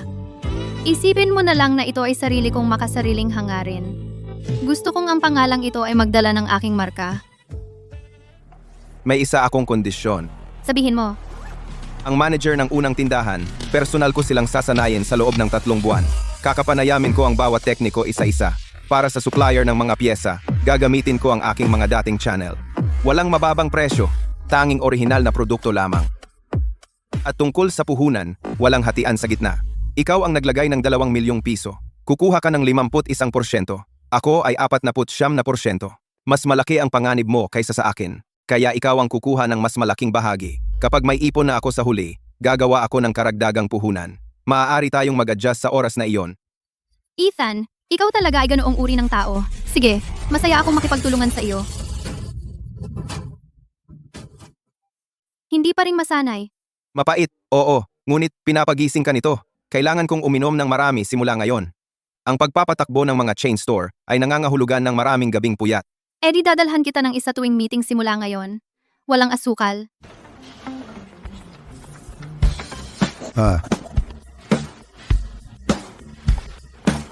Ethan, ano ang sinusulat mo? Perfect, halika rito. Lahat, lumapit kayo. Simula ngayon, magsisimula na akong magtayo ng bagong talyer, maghanap ng lokasyon, asikasuhin ng papeles, at mag-interview ng bagong tao. Sa susunod na 1 o 2 buwan, baka hindi ako makapunta sa talyer araw-araw tulad ng dati. Ang pang-araw-araw na pagpapatakbo ng lumang talyer ay ganap na hahawakan ni Leo. Scheduling, pagtanggap ng mga sasakyan, pagsusuri ng kalidad, mga reklamo ng customer, lahat ay nasa kanya. Kung may problemang hindi mo kayang lutasin, tawagan mo ako. Matagal ka nang kasama ko. Noong lumipat ka galing kay Victor, sinabi ko sa'yo, may magagaling kang kasanayan, kulang lang sa karanasan. Sa nakaraang taon, hindi mabilang na sasakyan ang naayos mo kasama ko. Maraming sitwasyon ang nahawakan mo. Alam mo yan sa sarili mo. Panahon na para tumayo ka sa sarili mo. Huwag kang mag-alala, Ethan. Iwan mo sa akin ang lumang talyer. Sumusumpa ako sa buhay ko. Walang magkakamali. Tunay ang langis. OEM ang mga pyesa. Patas ang singil namin. Kahit sino ang pumasok. Hindi na kailangan manumpa sa buhay mo. Gawin mo ng buong puso. Na-promote si Leo. Libre mo ba kami ngayong gabi? Panaginip mo yan. Una, palitan mo ang brake fluid ng sasakyan sa Bay 3. Hahaha.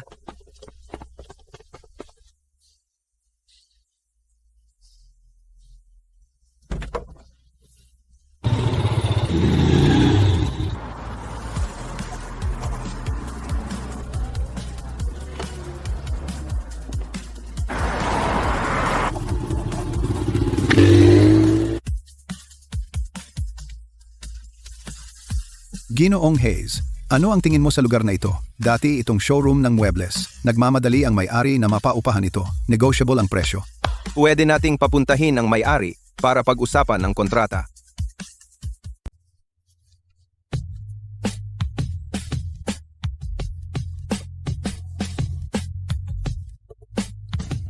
Maestro Zhao, puro karanasan sa dealership ang resume mo. Ano ang problema sa spark plug na ito? May mga micro cracks sa base ng katawang seramiko. Malabo ang tunog kapag tinapik mo. Malamang dahil sa impact. Kung install mo ito, mag-rough ang idle at mag-misfire sa high speed. Pwede ka bang magsimula bukas? Opo. Ako, wala akong masyadong karanasan, pero handa akong matuto. Noong nasa vocational school ako, nanalo ako ng award sa skills competition. Ito ang certificate ko. Huwag kang mag-alala sa karanasan. Lahat nagsisimula sa wala, pero may isang patakaran. Sa shop ko, hindi namin pinapalabas na OEM ang aftermarket na pyesa. Walang mababang kalidad na langis ng makina. Wala ring panloloko sa mga tao. Kaya mo bang gawin iyan? Opo. Yung teacher ko dati sa school, laging sinasabi, maging mabuting tao muna bago mag-ayos ng sasakyan. Pumasok ka bukas. Magsimula ka bilang apprentice. Matuto ka kay Maestro Zhao. Salamat boss, magtatrabaho ako ng mabuti. 2 work bay dito at 3 doon. Nahukay na ang pundasyon para sa lift. Magbubuhos kami ng semento bukas. Ginoong Hayes, maganda ang taas ng kisame ninyo. Kaya niyong maglagay ng malaking lift. Maestro Wu, iruta ang wiring sa cable trays. Huwag itong iruta sa inspection pit. Ang sahig ng repair shop ay madalas may tubig at langis. Hindi ligtas ang inspection pit. Naiintindihan. May iba pa? Para sa sofa ng waiting area, kumuha ng komportable. Huwag magtipid. Maglagay ng isang pitsel ng tsaa sa front desk. Libre lang. Karamihan sa mga pumapasok ay mga trucker at commuter. Habang naghihintay sila, kailangan nila ng lugar para magpahinga. Ginoong Hayes, isang taong tulad mo na nagbubukas ng repair shop ay bihira. Ang iba ay iniisip lang ang pagtaas ng singil. Ikaw ay nag-iisip ng kaginhawaan ng mga tao. Ilagay mo ang sarili mo sa kanilang kalagayan. Ako mismo ay maraming beses nang naghintay sa tabi ng kalsada. Alam ko ang pakiramdam na iyon. Uy, Miss Sterling. Miss Sterling na naman? Ginoong Hayes, kailan mo ba ako tatawagin sa pangalan ko? Clara, nasa bagong shop ako para sa renovation. Anong meron? Kailangan ko ba ng dahilan para tawagan ka? Nagtatanong lang ako kung kumain ka na ng lunch.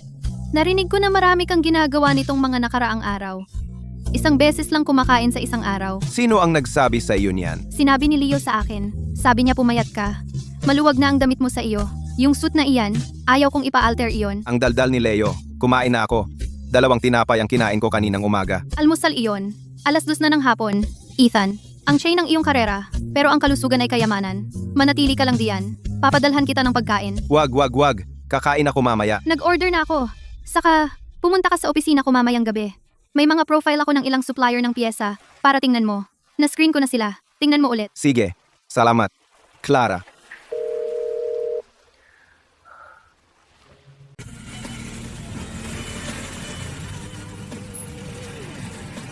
Boss, talagang matinong tao ka. Mula ngayon, dito ko na ipapaayos ang kotse ko. Hindi ako ang boss, si Ethan ang boss. Nagbabantay lang ako ng shop para sa kanya. He, nasaan si Ethan? Si Ethan ay nagbubukas ng bagong shop. Kapag nagbukas iyon, magiging chain store na kami. Malapit ka lang. Pwede ka ring magpa-service doon.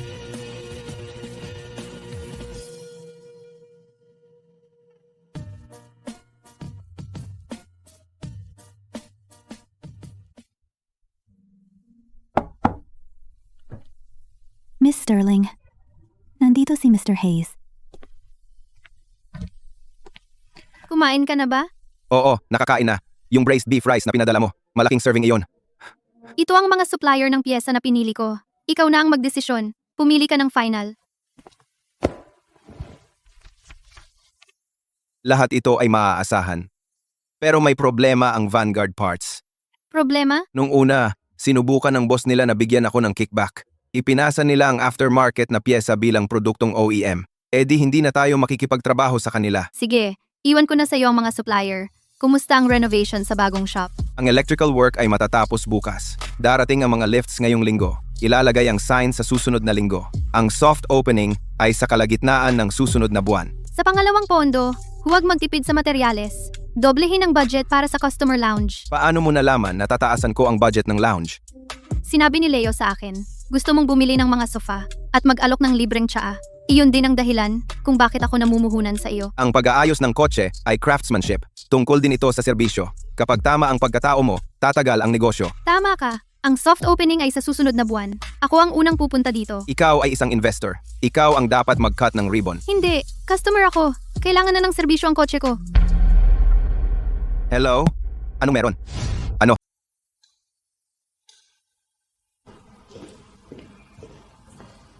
Ginoong Miller.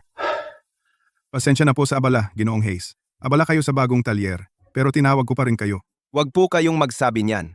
Nasaan ang kotse? Pwesto 3. Itinulak lang ni Leo sa lift. Maupo po kayo, Ginoong Miller, at huwag po kayong magmadali.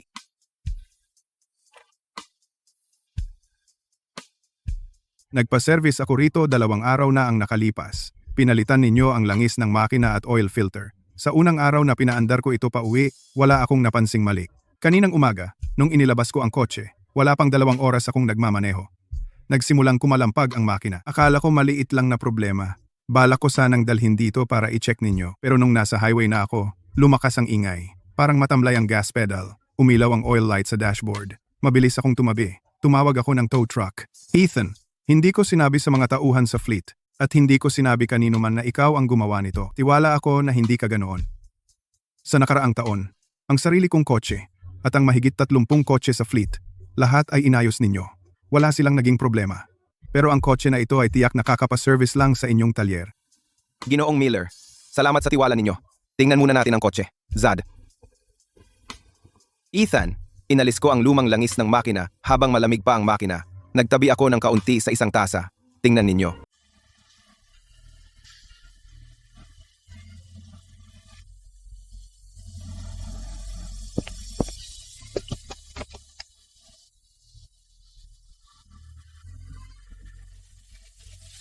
Ethan, gaano kalala?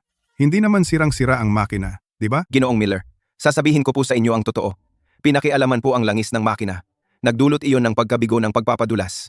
May pagkagasgas ng silindro po ang makina. Malala po ito, pero pwede pa po itong ayusin. Kaya hindi naman sirang-sira ang makina. Pinakialaman? Ano ang pinakialaman? Hindi pa po namin sigurado. Malalaman po namin pagkatapos naming suriin ito ng husto. Pero magtiwala po kayo sa akin, Ginoong Miller. Sinasabi ko po sa inyo ang totoo. Hindi po ito basta-basta. Mula ngayon, mananatili po sa akin ang kotse na ito. Bubuksan ko po ng buo ang makina at lilinisin. Papalitan ko po ang lahat ng piyesang kailangan. Ako na po ang magbabayad ng lahat ng gastos. Huwag po munang sabihin kahit kanino na pinakialaman ang langis ng makina. At huwag din po sabihin sa mga taga-fleet. Mula nang makilala kita, bawat sasakyan na inayos mo at bawat salitang sinabi mo ay matibay. Kung sasabihin mong huwag, hindi ko sasabihin. Pero Ginoong Hayes, kung malaman mo kung sino ang gumawa nito, sabihin mo sa akin. 20 taon na akong nagmamaneho ng taxi. Wala pang sino man sa blocking ito ang nakapagpasira ng taxi ko. Mabuti.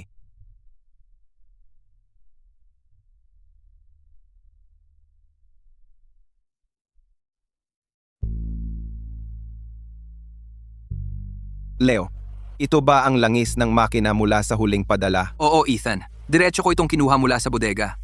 Anong nangyayari?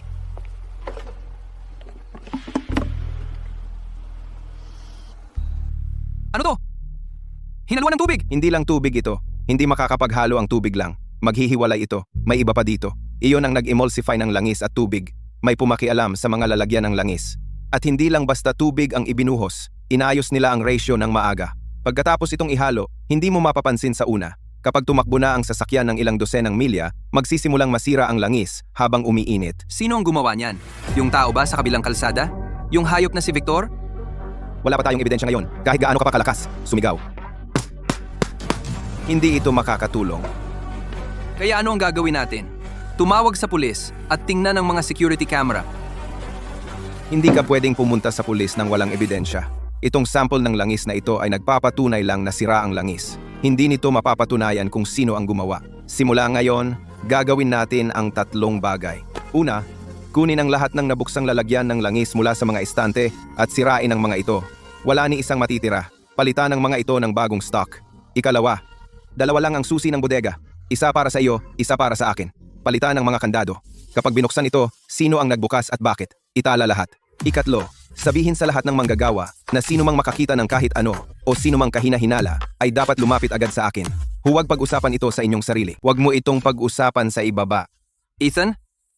Ibig mong sabihin, may isang tao, habang hindi tayo nakatingin, ay may pinakialaman sa talyer? Ang sasakyan ni Ginoong Miller ay na-service noong 2 araw na ang nakalipas. Nasa bagong talyer ako noong 2 araw na iyon. Nang bumalik ako sa gabi, ang mga drum ng langis sa talyer ay maayos pa. Wala akong nakitang mali. Hindi bobo yung tao. Isang drum lang ng langis ang pinakialaman niya. Hindi yung buong batch. Si Ginoong Miller ang target. Si Ginoong Miller ang pinuno ng isang taxi fleet. Kung magkaproblema ang kanyang sasakyan, masusuri ang buong fleet. At malalaman nila na dito ito na service. Isipin mo kung ano ang mangyayari. Lahat ng customer ng fleet ay aalis. Masisira ang reputasyon. Tama, pero hindi nag-eskandalo si Ginoong Miller. Tumahimik siya. Itong drum ng masamang langis ay sumira lang sa kanyang makina. Gusto ng taong iyon na sirain ang reputasyon ko. Hindi siya nagtagumpay. Hayaan na lang natin ito? Pero hindi natin pwedeng madaliin dahil naglakas loob siyang kumilos. Magkakaroon ng pangalawang beses. Pagkatapos, hayaan nating magsalita ang ebidensya. Dade. Sa ngayon, ayusin muna natin ang sasakyan kay Ginoong Miller. Kalasin ng buo ang makina at linisin ito. Palitan lahat ng sirang pyesa ng OEM na pyesa. Lahat ng gastos ay sa talyer. Naiintindihan ko po. Ako mismo ang magkakalas nito po. Isa pa. Sige, sa mga susunod na araw, kahit sino ang tumawag sa iyo tungkol sa sasakyan ni Ginoong Miller o magtanong tungkol sa talyer, tandaan mo lahat. Manahimik ka. Huwag kang magsabi ng kahit isang salita. Bukas, sasabihin ko sa lahat, ang sasakyan ni Ginoong Miller, ikaw mismo ang mag-aayos. Tama. Gamitin ang OEM transmission fluid. Huwag gumamit ng hindi kilalang brand. Ihatid mo ito ngayong hapon. Patingnan ko sa aking tekniko. Ethan, halos tapos na ang makina ni Ginoong Miller. Pwede nating i-test drive ito bukas. Paikutin muna ang langis ng makina bago ang test drive. Huwag mag-iwan ng anumang nalalabi. Naiintindihan? Boss, magkano ang magpalit ng langis? Ang regular oil ay 180 piso. Ang semi-synthetic ay 260 piso. Ang full synthetic ay 380 piso. Alin ang gusto mo? Yung pinakamura. Yung 180 piso. Bilisan mo. May mga gagawin pa ako. Alas 10. Tapos na. 180 piso. Cash o iscan ang code. I-drive ko ito ng 2 araw at tingnan. Kung hindi gumana, babalik ako.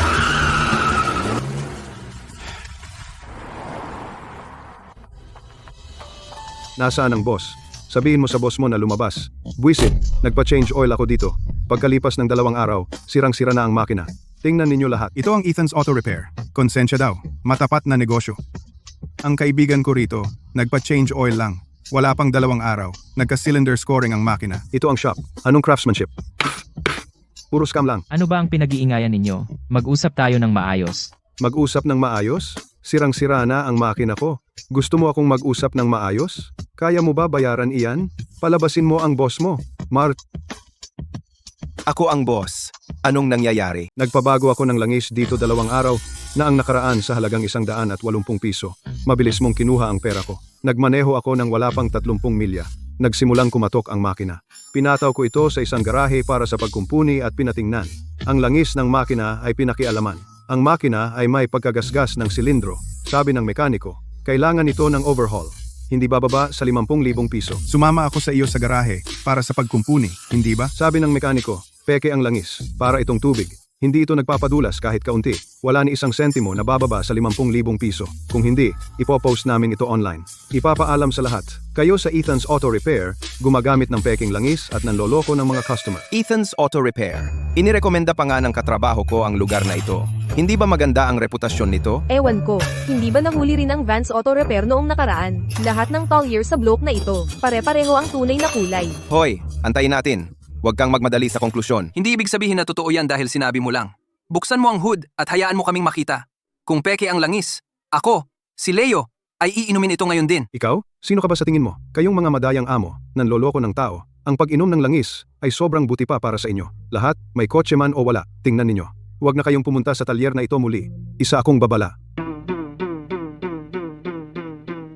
Ginamit ko ang langis nila. Sirang-sira ang makina. Hinarap ko sila, pero itinanggi nila. Ang mapanlinlang na talyer na ito ay dapat isara ng tuluyan. Sabi mo masama ang langis at sinira nito ang makina. Sige, ibigay mo sa akin ang susi.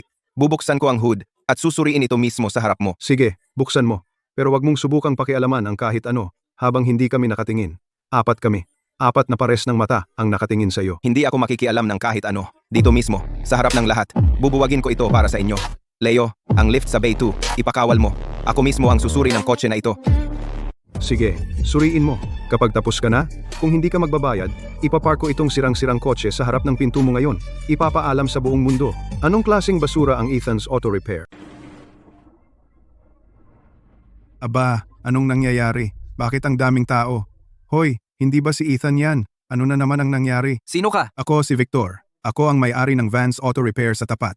5 taon na akong nasa blocking ito. So, may problema ka ba sa talyer na ito? Oo, dito ako nagpa-change oil. Makalipas ang 2 araw, sirang-sira na ang makina. Nandito ako para humingi ng paliwanag. Ethan, paano mo nagawa to? paggamit ng pekeng langis ng makina para dayain ang mga customer. Hindi ba nito sinisira ang reputasyon ng ating talyer? Victor, tamang-tama. Nakita nyo lahat yun, di ba? Sinabi ko na sa inyo dati. Ang negosyong ito ng pagkukumpuni ay puno ng patibong. Ang pinsan ko rito. Dito siya, natuto ng kanyang gawa sa talyer ko. Hindi ko siya pinigilan na mag-isa, pero kung lolokohin mo ang mga tao gamit ang pekeng produkto, Ako, si Victor, hindi ko yan kayang panindigan. Kalokohan. Kailan ba gumamit ng peking produkto si Ethan? Leo, ngayon bawal na akong magsalita. Nakaharang ang sasakyan ng customer sa pasukan. Sirang-sira ang makina at gusto mo pa itong itanggi. Pre, huwag kang mag-alala. Ako, si Victor, ay may isang salita sa blokeng ito. Aayusin ko ang lahat para sa iyo ngayon. Hello, ito ba ang kawanihan ng proteksyon sa consumer? Gusto kong magsampa ng reklamo. Ethan's Auto Repair sa East City Industrial Zone ay gumagamit ng pekeng langis ng makina na naging dahilan upang maging sirang-sira ang makina ng isang customer. Oo, ito ang Vance Auto Repair, yung dati, yung nasa kabilang kalye. Pakipadala na lang ng investigador sa lalong madaling panahon. Sa lahat, nagsampa na ako ng report para sa customer na ito sa kawanihan ng proteksyon sa consumer. Alam na ng mga tao ang katotohanan. Tama man o mali, kapag dumating ang kawanihan dito, magiging malinaw na ang lahat. Victor, nang tumawag ka, naisip mo ba na ang kotseng ito? Baka hindi naman dito pinalitan ang langis nito?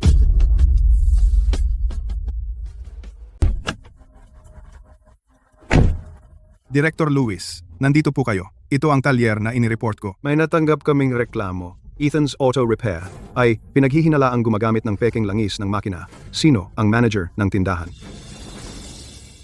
Ako po iyon, Ethan. Muli tayong nagkita, Ginoong Hayes. Sa pagkakataong ito, may nag-report sa inyo. May problema sa langis ng makina sa inyong talyer. Kailangan naming magsagawa ng on-site inspection. Mangyaring makipagtulungan po. Handa akong makipagtulungan po. Nasa direksyong ito ang bodega. Sundan ninyo ako.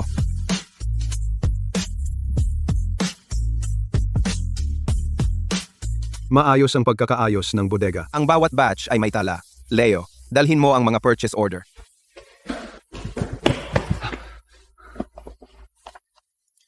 Ito ang mga tala para sa nakaraang taon. Mayroon kaming 3 supplier ng langis. Ang bawat batch ay may purchase order at invoice, kredensyal ng supplier. Narito ang orihinal na mga ulat ng inspeksyon. Ang mga kopya ay nasa file. Director Lewis, mukhang maayos ang bariles na ito. Tugma ang anti-counterfeit code. Kailangan namin kumuha ng mga sample para sa pagsusuri. Kailangan namin ang inyong pakikipagtulungan. Walang problema. Pumili kayo.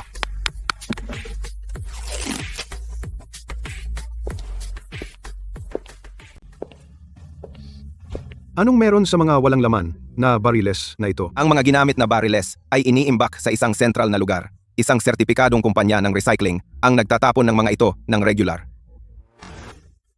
Hindi kami nagre-refill at hindi kami gumagamit ng bulk oil. Ang bawat bariles ng langis, mula sa tagagawa hanggang sa sasakyan ng customer, ay ganap na masusubaybayan.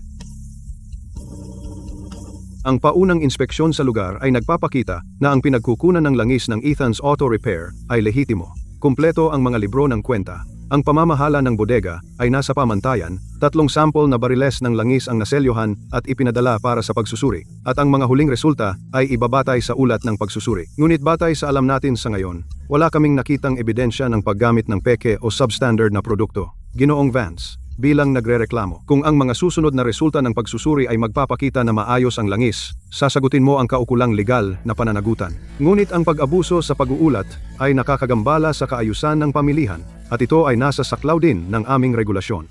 Director Lewis, sinusubukan ko lang tumulong. Dumating ang customer. Tapusin na. Kapag lumabas na ang ulat ng pagsusuri, abisuhan ng magkabilang panig. Narinig mo ang sinabi ng kawanihan ng proteksyon sa consumer. Walang mali sa langis ko. Kung paano nasira ang makina ng sasakyan mo, ikaw mismo ang nakakaalam. Victor, huwag kang umalis. Hindi ba dapat mong tiyakin na magkaroon ng hustisya? Lahat po, sandali lang, may sasabihin ako. Ang sinabi ni Director Lewis mula sa kawanihan ng proteksyon sa consumer, narinig ninyo lahat. Ang langis ng makina ko ay galing sa lehitimong channel. Nasa ayos ang lahat ng libro ng kwenta ko. Pumasa lahat ang mga sample sa inspeksyon. Pero, ang makina ng customer na ito ay talagang sirang-sira. Ang sinabi niya tungkol sa langis na pinakialaman ay totoo rin. Talagang pinakialaman ang bariles ng langis. Facture, hinaluan ito ng tubig. Ito, natuklasan ko agad. Noong isang gabi, bumalik ako sa talyer para mag-imbentaryo. nakita ko ang isang bariles ng langis na nakabukas at mali ang timbang. Binuksan ko ito at iba ang kulay at lapot. Tinatakan ko ang bariles na iyon at agad itong inalis sa istante. Hindi ko ito ginamit sa kahit anong sasakyan. Ang bariles na iyon lang ang pinakialaman. Ang sasakyan mo, kailan mo ito pinaservice dito? 2 araw na ang nakalipas. Ang bariles na iyon ng masamang langis, natagpuan ko na ito at inalis noong 3 araw na ang nakalipas. Sabihin mo sa akin, anong langis ang ginamit mo? Tama, kung inalis na ang masamang langis sa istante, paano nakuha ng kanyang sasakyan ang langis na iyon? Hindi ba halata? Hindi siya nagpalit ng langis dito kailanman. Nagtatangka siyang manloko. Tungkol sa langis na pinakialaman, nai-report ko na ito sa lokal na istasyon ng pulisya. Kumukuha ang pulisya ng CCTV footage sa paligid. Sino ang pumasok sa aking bodega at kailan at pinakialaman ang aking mga bariles ng langis. Lalabas ang katotohanan sa lalong madaling panahon. Kung sino man ang nag-iingay ngayon ay may masamang balak. Tara na. Hahaha. Ethan, alam kong mapagkakatiwalaan ka. Halatang hindi maganda ang mga iyon. Salamat po sa inyong lahat sa pagtitiwala sa akin. Sige, lahat, maghiwa-hiwalay na. Huwag itong pumigil sa inyong trabaho. Ngayon, install nyo na ang makina ni Ginoong Miller. Ilang araw na siyang naghihintay.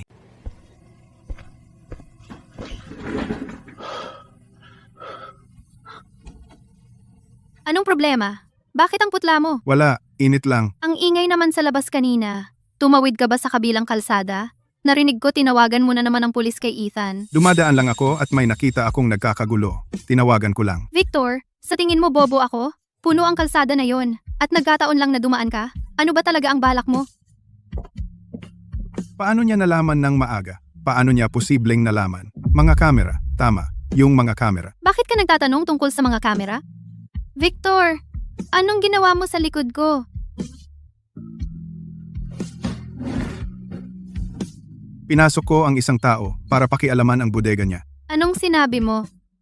Pinasok ko ang isang tao sa kanyang talyer sa gabi at pinalitan ang isang bote ng langis ng makina ng isang pinakialaman na para masira ang mga sasakyan ng kanyang mga customer at masira ang kanyang reputasyon. Victor, sira ba ang ulo mo?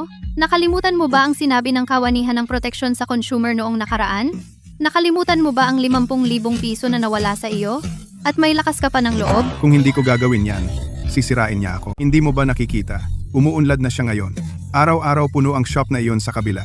Wala akong kahit isang customer. Ninakaw niya ang mga customer ko. Pinutol niya ang pinagkukunan ko ng kita. Pinapahiya niya ako sa harap ng buong blog. Kung hindi ko siya ibabagsak, naghihintay na lang akong mamatay. Sinabi ko na sa'yo noon pa, magpatakbo ka ng matapat na negosyo. Tigilan mo na ang pakikipaglaban sa kanya.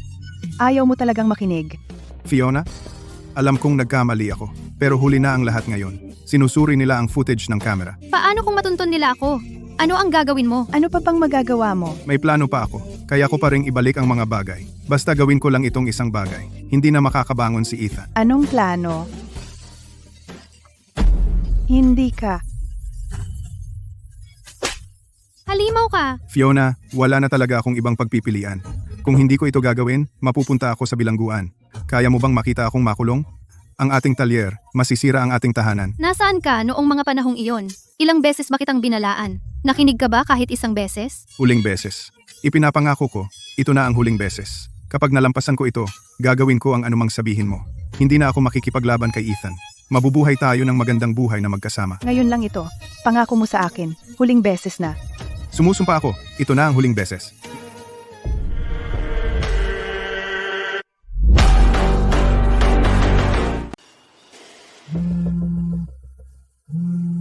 Pumunta ka rito mamayang gabi. Alam ko ang tungkol sa langis ng makina. Huwag mong sabihin kahit kanino.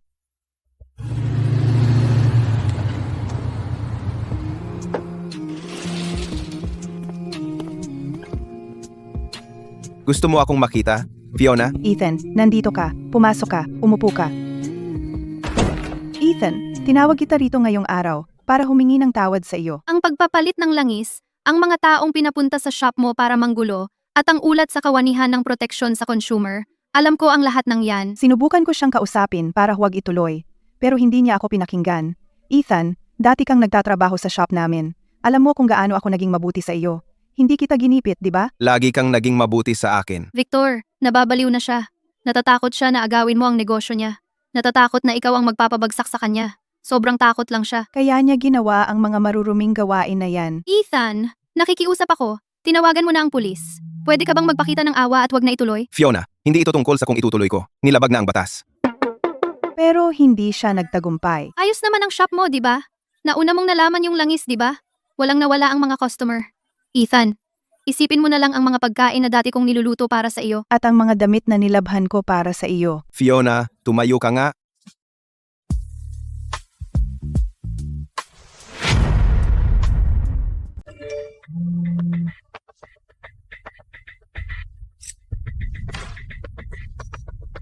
May kumukuha ng promo photos para sa iyo. Victor, Pinahiya mo ako. Uy, wala akong choice. Hindi mo naman talaga hinayaang samantalahin ka niya. Hindi ka naman mamamatay sa pagpapakuha ng litrato. Pinagbihis mo ako ng ganyan para landiin siya. Alam mo ba ang naramdaman ko? Sa edad ko, hindi pa ako nakagawa ng ganito. Victor, lalaki ka ba talaga? Sige, kasalanan ko na. Kapag lumipas na ito, bibilhan kita ng bag. Paano kung dalawa? Yung si Ethan na yon, mula nang magkarelasyon siya sa sugar mama na yon, ay naging maayos ang takbo ng buhay niya. Pumipirma siya ng kontrata, nagbubukas ng sangay, at bigla na lang, inaapakan na niya ako. Yung sugar mama na yon ay malamang may gusto sa kanya. Magpapakagulat ako sa kanya. Pagdating sa si Ethan na yon, may 10,000 akong paraan para durugin siya. Victor, makinig ka. Ginagawa ko ito para sa bata. At ito na ang huling beses na tutulungan kita. Kailangan ng bata ang kanyang tatay. Ayaw kong mapunta siya sa juvie. Kaya pumayag akong gawin itong maruming trabaho. Kung may magkamali sa pagkakataong ito, huwag mo akong sisihin kung tatalikuran kita. Mabubulok ka sa kulungan. Isasama ko ang bata at aalis na ako. Hindi kita iiwanan kahit 1 piso. Nakuha ko. Ito na ang huling beses. Lumabas na ang mga litrato. Nagawa ko na ang bahagi ko. Bahala na ang tadhana sa natitira.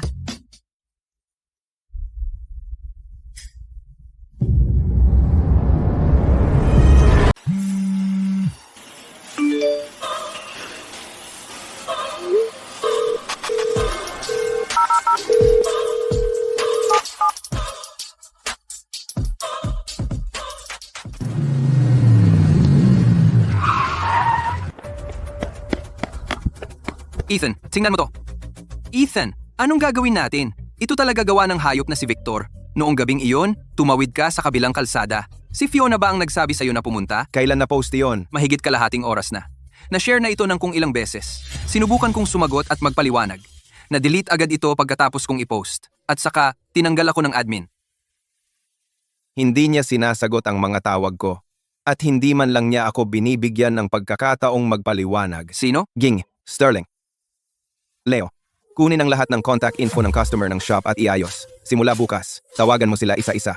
Anong sasabihin ko sa kanila? Sabihin mo sa kanila ang Ethan's Auto Repair ay bukas para sa negosyo gaya ng dati. Hindi hihina ang galing natin dahil lang sa ilang litrato.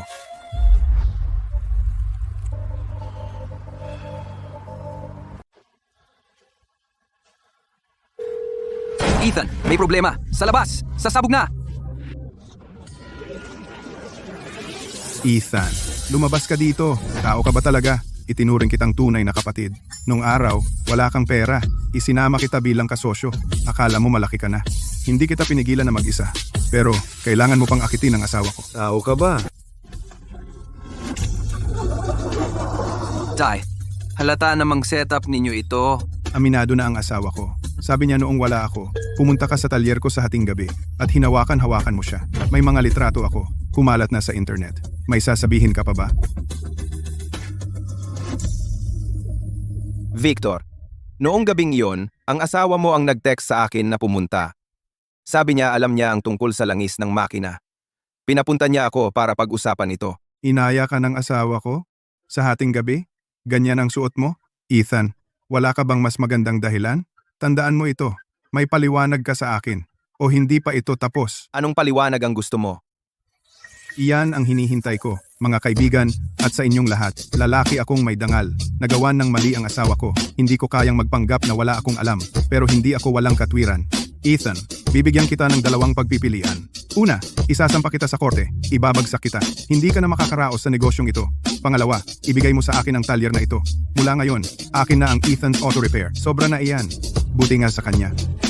Victor, hayop ka! Pangingikil ito. Pumili ka. Magbayad ka o makulong.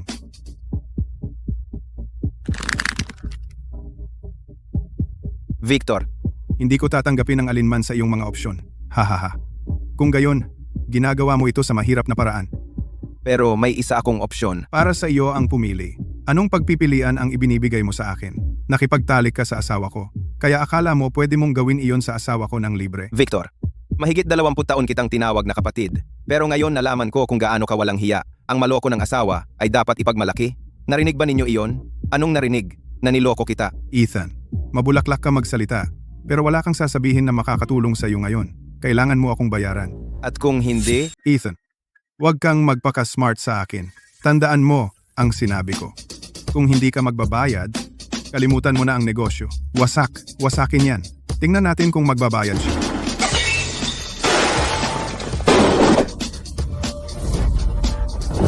Victor, isipin mo mabuti. Napag-isipan ko na yan. Kung hindi ka magbabayad, ito ang mangyayari. Victor, ikaw ang pumili nito.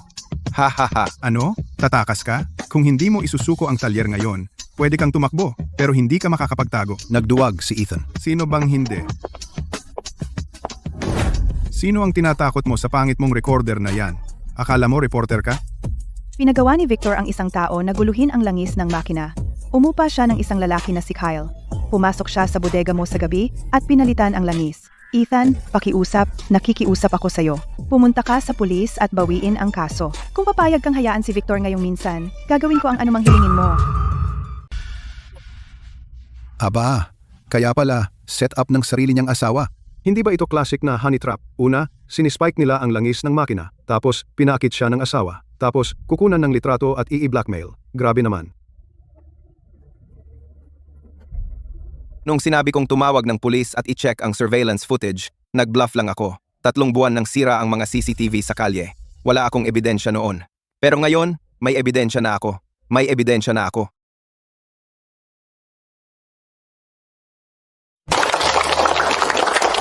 Gusto mo ng hustisya, di ba? Ayan, ang hustisya mo. Ethan, alam ko nang hindi ka ganoon.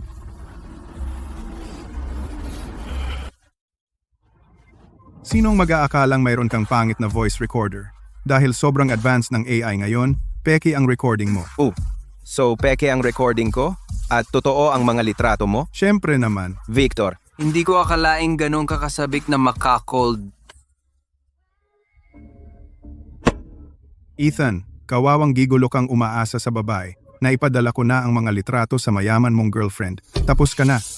lahat ng tao dito, kaya akong patunayan. Ako, si Ethan, namumuhay ng tapat. Tama, kaya ka naming lahat patunayan. Ha ha ha. Sa puntong ito, ano pa ang silbi ng mga sinasabi mo? Iniiwasan ka na niya. Ikaw, gigolo. Buti nga sa'yo. Sinong nagsasabing iniiwasan ko siya? Sino ang nagsabing ini-ignore ko siya?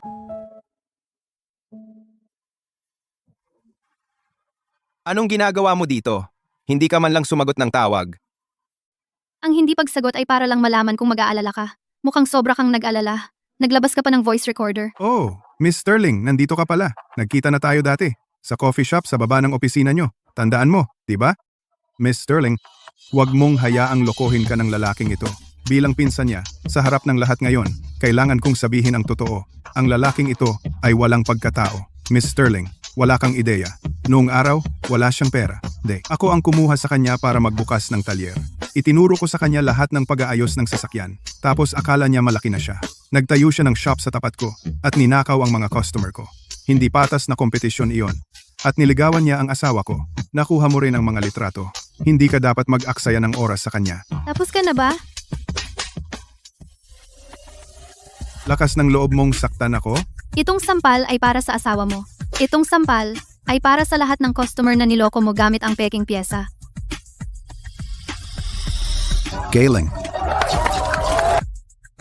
Buisit, sino ka ba? Paano mo nagawang saktan ako? Sige, kunin siya. Grabihin itong buisit. Pigilan siya. Nasa likod kita. Huwag kang mag-alala. Pwede mo akong yakapin ng kaunti pa. Pasensya na, binibining Sterling. Late na tayo. Ano ang gagawin natin ngayon? Bantayan mo ang mga ito. Huwag mong hayaang makatakas kahit isa. Ethan, hayop ka. Nagpadala ka ng mga tao para guluhin ako? Kailan ako tumawag ng kahit sino? Bago mo inilabas ang recorder, pinaset up ko sa assistant ko iyon. Matagal ka nang nandito. Nanood ako mula sa kotse ko ng matagal. Pinapanood kitang mag-isa mong dala-dala lahat ito. Pinapanood silang sirain ang talyer mo. Pinapanood kitang ilabas ang recorder. Tiniis ko hanggang ngayon bago ako lumabas. Hindi ko balak lumabas. Pero maganda ang sinabi mo kanina. Lahat dito ay pwedeng magpatunay para sa akin. Pinag-isipan ko ito. Isa rin ako sa mga tao dito. Sino ang tumawag ng pulis? Ako. May mga taong nagdudulot ng gulo. Sinira nila ang aking talyer. Hihihi. Officer, Hindi pagkakaintindihan. Isang malaking hindi pagkakaintindihan. Kami lang dumating para humingi ng paliwanag. Hindi namin sinasadyang manira ng kahit ano. Hindi sinasadyang manira? Ang daming kalat sa sahig. Nahulog lang sila. Officer, may personal kaming usapin ng pinsan ko. Kami na ang mag-aayos nito. Pinsan mo yan? Sabi ng babaeng ito, sinira mo ang tindahan. Kriminal na kaso ito. Hindi personal na usapin. Ethan, sabihin mo sa officer, pamilya tayo. Napuno lang ako. susuriin ko ang mga pinsala mamaya. May mga kamera sa pasukan at sa loob din. Nakunan ng kamera ang lahat. Victor ka, hindi ba? Pinaghihinalaan kang nagdulot ng gulo. Sadyang pagsira ng ari-arian, sumama ka sa amin. Ethan, ikaw, wala kang awa. Bakit kayo nakatayo lang? Hindi ba ninyo nakikita ang dapat gawin? Bakit hindi kayo tumutulong kay Ginoong Hayes? Sina? Tara na! Ginoong Hayes, gutom na ako. Tara na.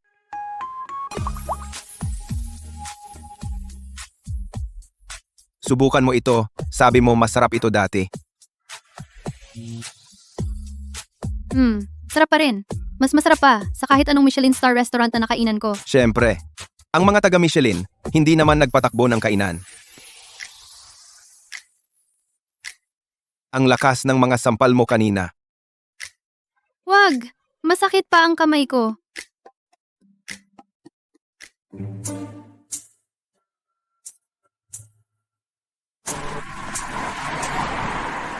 Ginoong Sterling, si Clara at ang mekanikong iyon ay sobrang lapit na. Eto, tingnan mo ang mga litratong ito. Si Clara, sobrang casual ang suot, kumakain kasama siya sa ganitong lugar. Ito'y malaking kahihiyan sa reputasyon ng pamilya Sterling. Si Ethan na ito, anong klaseng tao ba talaga siya? Mekaniko lang siya. Mula sa ordinaryong pamilya, maagang huminto sa pag-aaral at mas kaduda-duda pa ang kanyang pagkatao. Si Clara na ito ay nagiging katawa-tawa. Ginoong Sterling, tunay kong pinapahalagahan si Clara. Hindi ko kayang makita na siya'y paglaruan. Salamat sa pagsasabi sa akin ito. Ako na ang bahala. Huwag mong hayaang magkasakit ka dahil dito. Kung may mangyari, sabihin mo lang sa akin.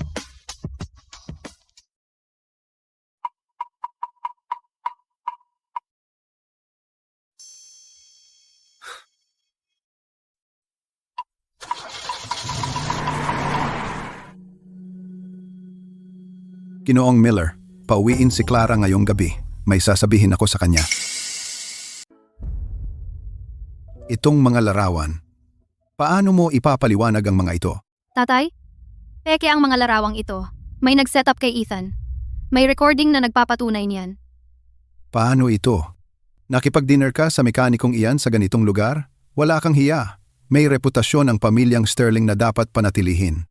Tatay, nakipag-dinner lang ako sa kaibigan. Si Ethan ay mabuting tao at magaling na mekaniko. Lehitimong negosyo ang pakikipagtrabaho sa kanya. Tama na. Totoo man o hindi, ano ang iisipin ng mga tao kapag lumabas ito? Ano ang iisipin nila sa pamilyang Sterling? Ginoong Sterling, huwag po kayong magalit. Clara, sandali lang ng kahinaan iyon. Ang pinagmulan ni Ethan ay ordinaryo. Kahina-hinala ang kanyang pagkatao. Julian, ikaw ang nagdala ng mga larawang ito. Sadyang pumunta ka sa tatay ko para magsumbong. Clara, nag-aalala lang ako sa'yo. Ginawa ko ito para sa ikabubuti mo. Para sa ikabubuti ko? Sadyang naghahasik ka ng gulo. Gumagawa ka ng gulo. Tama na. Clara, umuwi ka na. Huwag kang makikipagkita kay Ethan sa ilang araw. Tatay!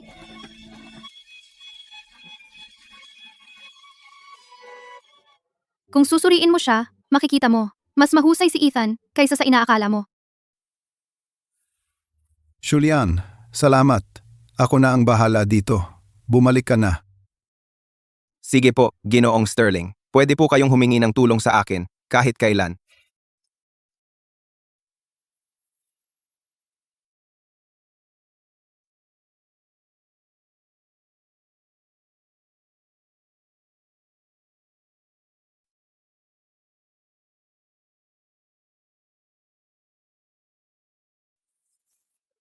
Pupunta ako para makita ko mismo. Ginoong Miller, ako na mismo ang magdadrive nito sa susunod na linggo. Hindi mo na kailangang sumama.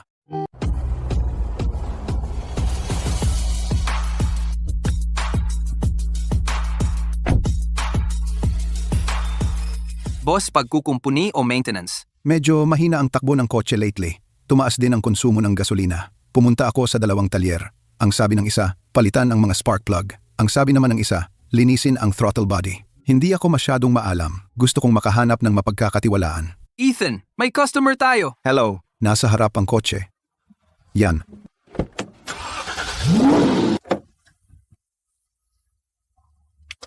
Tungkol sa kotse mo, yung 2 talyer na iyon ay hindi naman ganap na mali. Pero hindi iyon ang ugat ng problema. Kaya, ano ba talaga ang problema? Ang intake manifold gasket ay sira na. Kapag malamig pa ang makina, may kaunting singaw ng hangin. Mahirap makita ang problemang ito. Hindi ito mabasa ng diagnostic computer. Kailangan mong damhin ito. Pakinggan mo, palitan na lang ang gasket. 200 piso. Hindi na kailangang hawakan ang spark plug at throttle body. Huwag mong sayangin ang pera mo. 200 piso lang. Wala nang ibang kailangang palitan. Wala na. Maayos ang pagkaka-maintain ng kotse mo. Gumamit ka ng mga dekalidad na pyesa at langis. Hindi na kailangan ng sobrang pagkumpuni. Kapag napalitan na ang gasket, Babalik sa normal ang lakas at konsumo ng gasolina. Kung pinalitan mo ang spark plug at nilinis ang throttle body, gumastos ka na ng pera pero mananatili pa rin ang problema. kailangan mo pang bumalik. Huwag kang mag-alala, boss. Hindi nag-overcharge si Ethan sa pagkukumpuni. Kung kaya pang ayusin, hindi niya to papalitan. Kung isang maliit na pyesa lang ang kailangan, hindi niya papalitan ang buong assembly.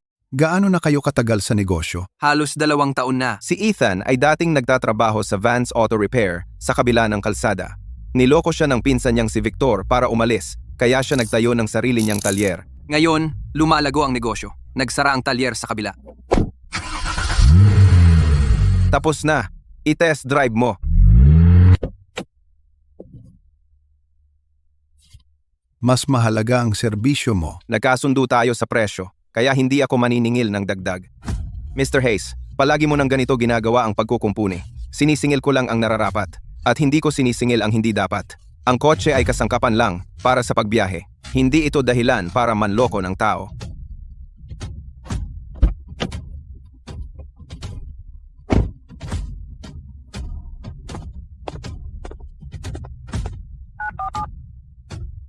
Mr. Miller, tulungan mo akong maghanap ng tao. Ethan, ang may-ari ng Ethan's Auto Repair. Mas maraming detalye, mas maganda.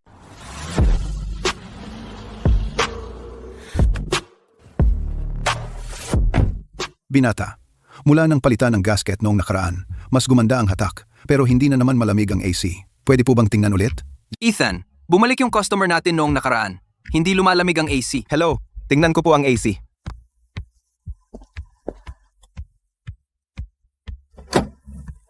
Walang problema. Nasira na ang O-ring sa AC line. Tumagas na lahat ang refrigerant. Palitan lang ang O-ring at ikarga ulit ang AC. 300 piso. Siya, ikaw na bahala. Tapos na. Subukan po ninyo. Ginoong Hayes, napakahusay ng pagkakagawa. Salamat po. Balik lang po kayo kung may problema.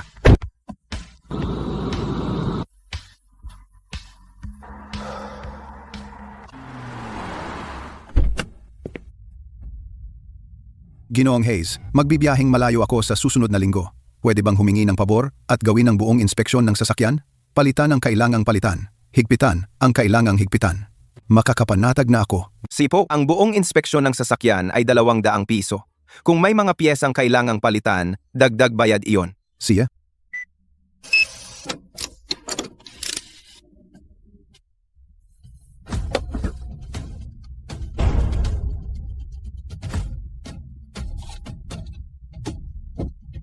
Tapos na ang buong inspeksyon ng sasakyan. Ang brake pads ay kaya pa ng mga 6,000 milya. Hindi na kailangang palitan sa ngayon. Medyo mababa ang antifreeze. Nagdagdag po ako ng konti para sa inyo. Walang bayad. Mababa ang presyon ng gulong sa kanang harapan. Tiningnan ko. Walang singaw ng hangin. Pinuno ko rin. Wala nang problema sa iba. Ligtas po kayo sa mahabang biyahe.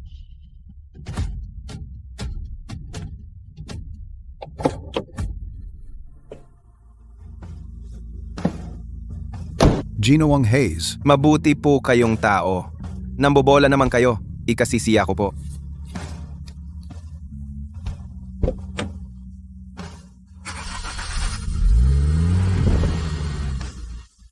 Kakaiba talaga yung matanda.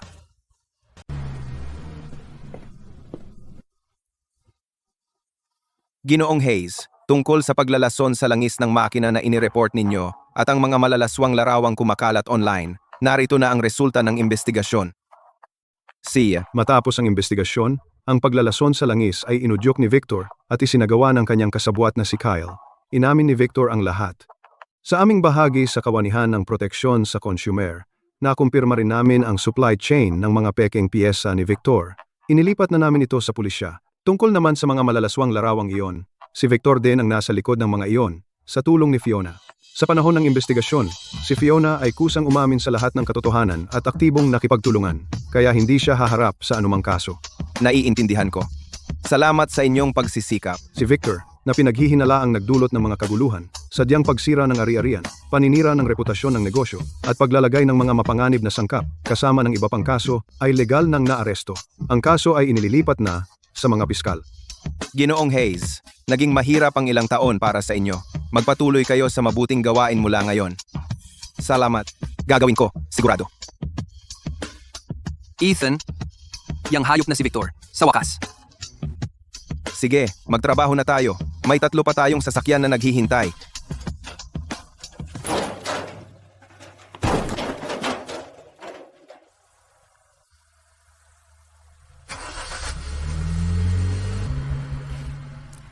Kung ano ang itinanim, siya ang aanihin. Oo, tama iyan.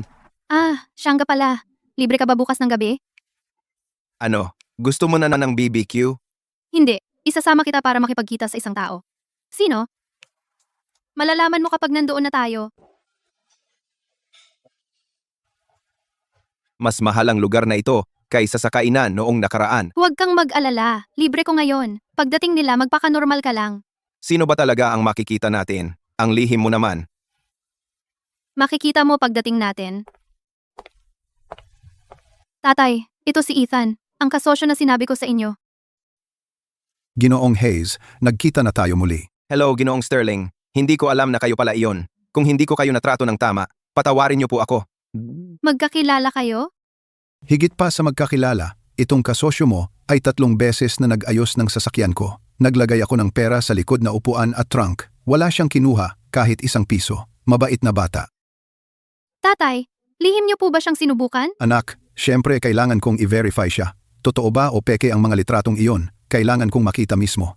Sinabi sa akin ni Clara ang tungkol sa plano mo ng chain store. Hindi ako komportable noong una. 2 milyong piso ay hindi biro. Pagkatapos ng 3 pagkukumpuni, nakita ko ang kakayahan at ugali ni Ethan. Tungkol sa pamumuhunan, pumapayag ako. Hindi lang ako pumapayag. Kapag nagbukas ang Apex Auto Repair ninyo, magdadala ako ng mga kaibigan sa negosyo.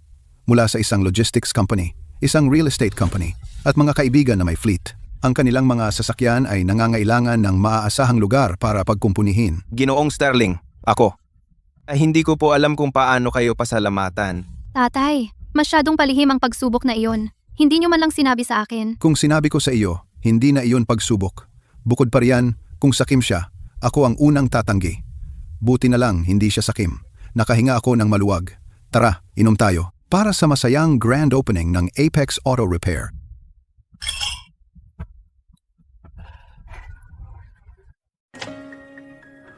Ikaw, anong ginagawa mo dito? Ginoong Vance, nandito ako para tulungan ka. Tulungan ako? Hindi ka kamag-anak ko. Bakit mo pa ako tutulungan?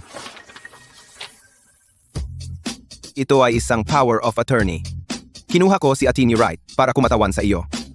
Eksperto si Attorney Wright sa depensa ng kriminal. Sa mga kasong hinahawakan niya, mahigit 80% ang nababawasan ng sentensya. Ano ang kapalit? Simple lang ang mga kondisyon. Baguhin mo ang iyong salaysay sa korte. Ano ang babaguhin? Sabihin mo lang na hindi mo nilason ang langis ng makina. Si Ethan ang nag-set up ng lahat. Ang layunin ay isakdal ka para magpanggap na biktima, para lokohin si Clara, para makuha ang puhunan niya. Nababaliw ka na. Pinirmahan ko na ang pag-amin. Pwedeng bawiin ang pag-amin. Sabihin mo lang na pinilit ka. Set up ito ni Ethan. Huwag kang mag-alala. Ako na ang bahala sa labas. Ang media, opinyon ng publiko, at ang mga saksi lahat ay kakampi mo. Isipin mo ang asawa at mga anak mo. Nakatira sila ngayon sa bahay ng mga biyenan mo. Nahihirapan sila. Gawin mo lang ang sabi ko. Pangako, Ako na ang bahala sa gastos ng asawa at mga anak mo. Kapag nakalabas ka, tutulungan kitang muling buksan ang iyong talyer. Tapat ka ba sa iyong salita? Ako si Julian, hindi ako nangangako ng walang laman. Susunod, si Ate Wright ang magbibigay sa iyo ng detalye ng iyong pagbawi. Tandaan mo lang, si Ethan ang sumira sa iyo. Inosente ka. Ate Wright. Nakaayos na lahat sa panig ko. Kumusta ang paghahanda sa media? Huwag kang mag-alala, Ginoong Pierce. Naasikaso na lahat. Ethan, makikita ko kung paano ka babagsak ngayon. Ginoong Pierce, kukunin ko po ang trabahong ito. Huwag po kayong mag-alala. Hindi po ako nabibigo. Narito ang deposito. Doble ang babayad ko kapag tapos na. Napaka-generoso po ninyo, Ginoong Pierce. Sabihin ninyo kung anong epekto ang gusto ninyo. Narito ang mga materyales. Impormasyon sa background ni Ethan. Ang away nila ng kanyang pinsan. Ilang intimate na larawan. At isang ulat ng inspeksyon. Itong ulat ng inspeksyon. Pero hindi mahalaga kung totoo ito.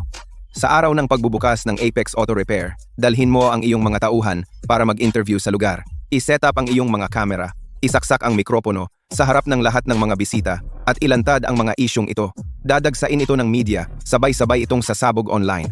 Ang mayamang babaeng si Clara, kahit na nagtitiwala siya sa kanya, hindi makayanan ang pressure mula sa board at sa kanyang pamilya. Naiintindihan. Sa araw ng pagbubukas, magkakaroon ako ng 3 camera na live streaming online. Nakuha ko na ang headline, Master Mechanic o Master Forger, Apex Auto Repair, na-expose sa araw ng pagbubukas. Ginoong Pierce, umupo po kayo at mag-enjoy sa palabas. Ethan, sa tingin mo sapat na ang manalo kay Clara? Sa tingin mo, magiging maayos ang lahat? Sa mundong ito, ang pera ang lahat.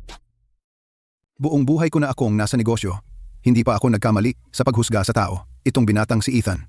3 beses ko siyang sinuri. Ang kanyang pag-aayos ng sasakyan at pag-uugali, lubos akong kumbinsido. Ngayon gusto ko siyang ipakilala sa lahat. Mula ngayon, ang kanyang talyer ay talyer ko na. Mga kaibigan, sana ay suportahan ninyo kami. Ginoong Ethan Hayes, isa akong mamamahayag. Reporter ako mula sa Wayne's Expose. Nakatanggap kami ng mga ulat na sa iyong mga nakaraang pagkukumpuni, gumamit ka ng pekeng at mababang kalidad na piyesa. At na umano'y pinagplanuhan mo ang buong bagay. Ang insidente ng paglalason sa langis ng makina para idamay ang pinsan mong si Victor. Ano ang sagot mo?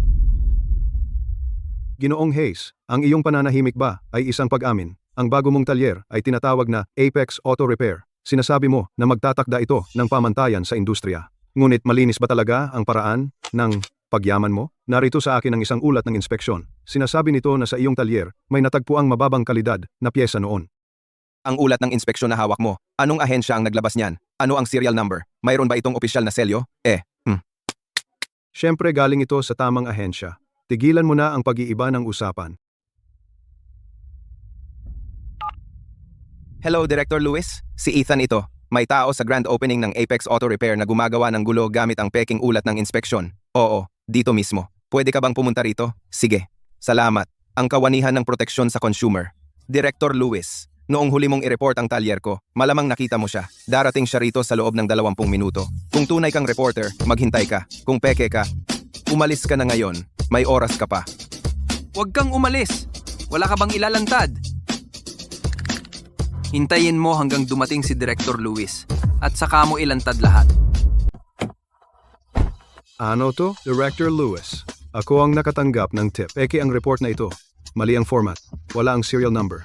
Peke rin ang selyo. Pinaghihinalaan kang nagpeke ng mga opisyal na dokumento at nagdulot ng kaguluhan. Sumama ka sa akin. Ginoong Hayes, binabati kita sa pagbubukas. Kung may problema kayo sa hinaharap, tumawag lang kayo sa akin ng direkta. Salamat, Director Lewis. Salamat sa pagpunta ninyo rito. Ginoong Hayes, alam kong maaasahan kayo.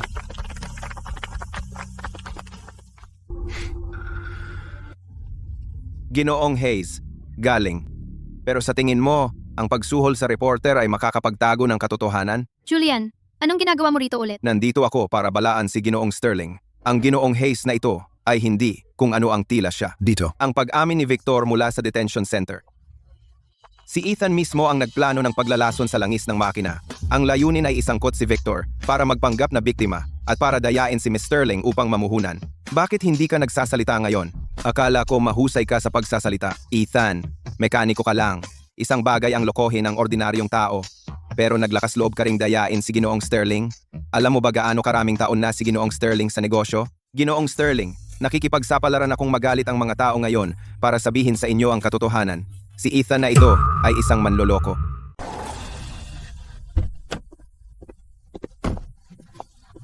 Ginoong Julian Pierce. May nag-report sa iyo dahil sa pakikipagsabuatan sa isang bilanggo para baguhin ang testimonya, pagpepeke ng ebidensya, at paghadlang sa hustisya. Mangyaring sumama kayo sa amin para tumulong sa investigasyon. Mali kayo, hindi ko talaga kilala si Victor. Umamin na si Victor sa lahat. Ang abogado mo, si Attorney Wright, ay umamin din. Pero na. Hindi ninyo ako maaaring arestuhin. Ang tatay ko ay si Ginoong Pierce. Kilala ko ang commissioner.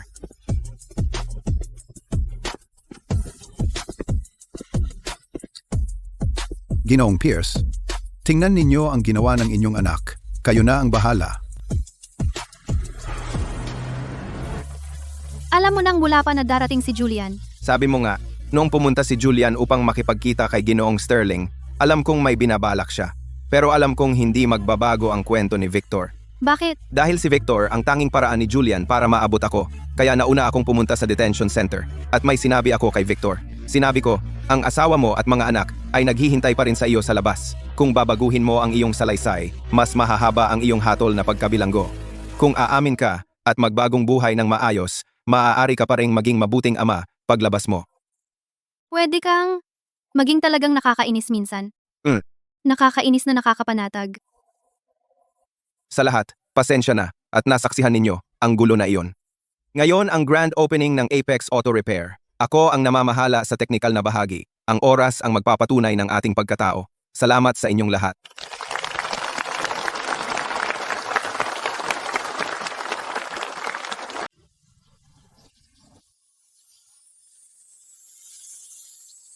May tanong ako sa'yo. Si, Noong araw na iyon, noong nakuha mo ang mga litratong iyon, bakit mo ako pinaniwalaan? Yung isa, kung saan si Fiona ay nakayuko sa harap ko at nakadikit ang kamay niya sa binti ko. Sobrang intimate ng anggulo at nagkataon lang na gabi iyon. At hindi ka man lang naghinala. simple lang ang dahilan. Una, si Fiona ay hindi kasing sexy ko. Pangalawa, noong araw na iyon sa kainan, sobrang lasing ako, dinala mo ako sa bahay, at wala kang ginawang masama. At talagang magkakagusto ka sa tulad ni Fiona? Pwede bang magsalita ka ng maayos? Si, sasabihin ko ng maayos. Magbubukas ang bagong tindahan ngayong gabi. Kailangan nating magdiwang. Pumunta ka sa bahay ko ngayong gabi. May mga inumin ako.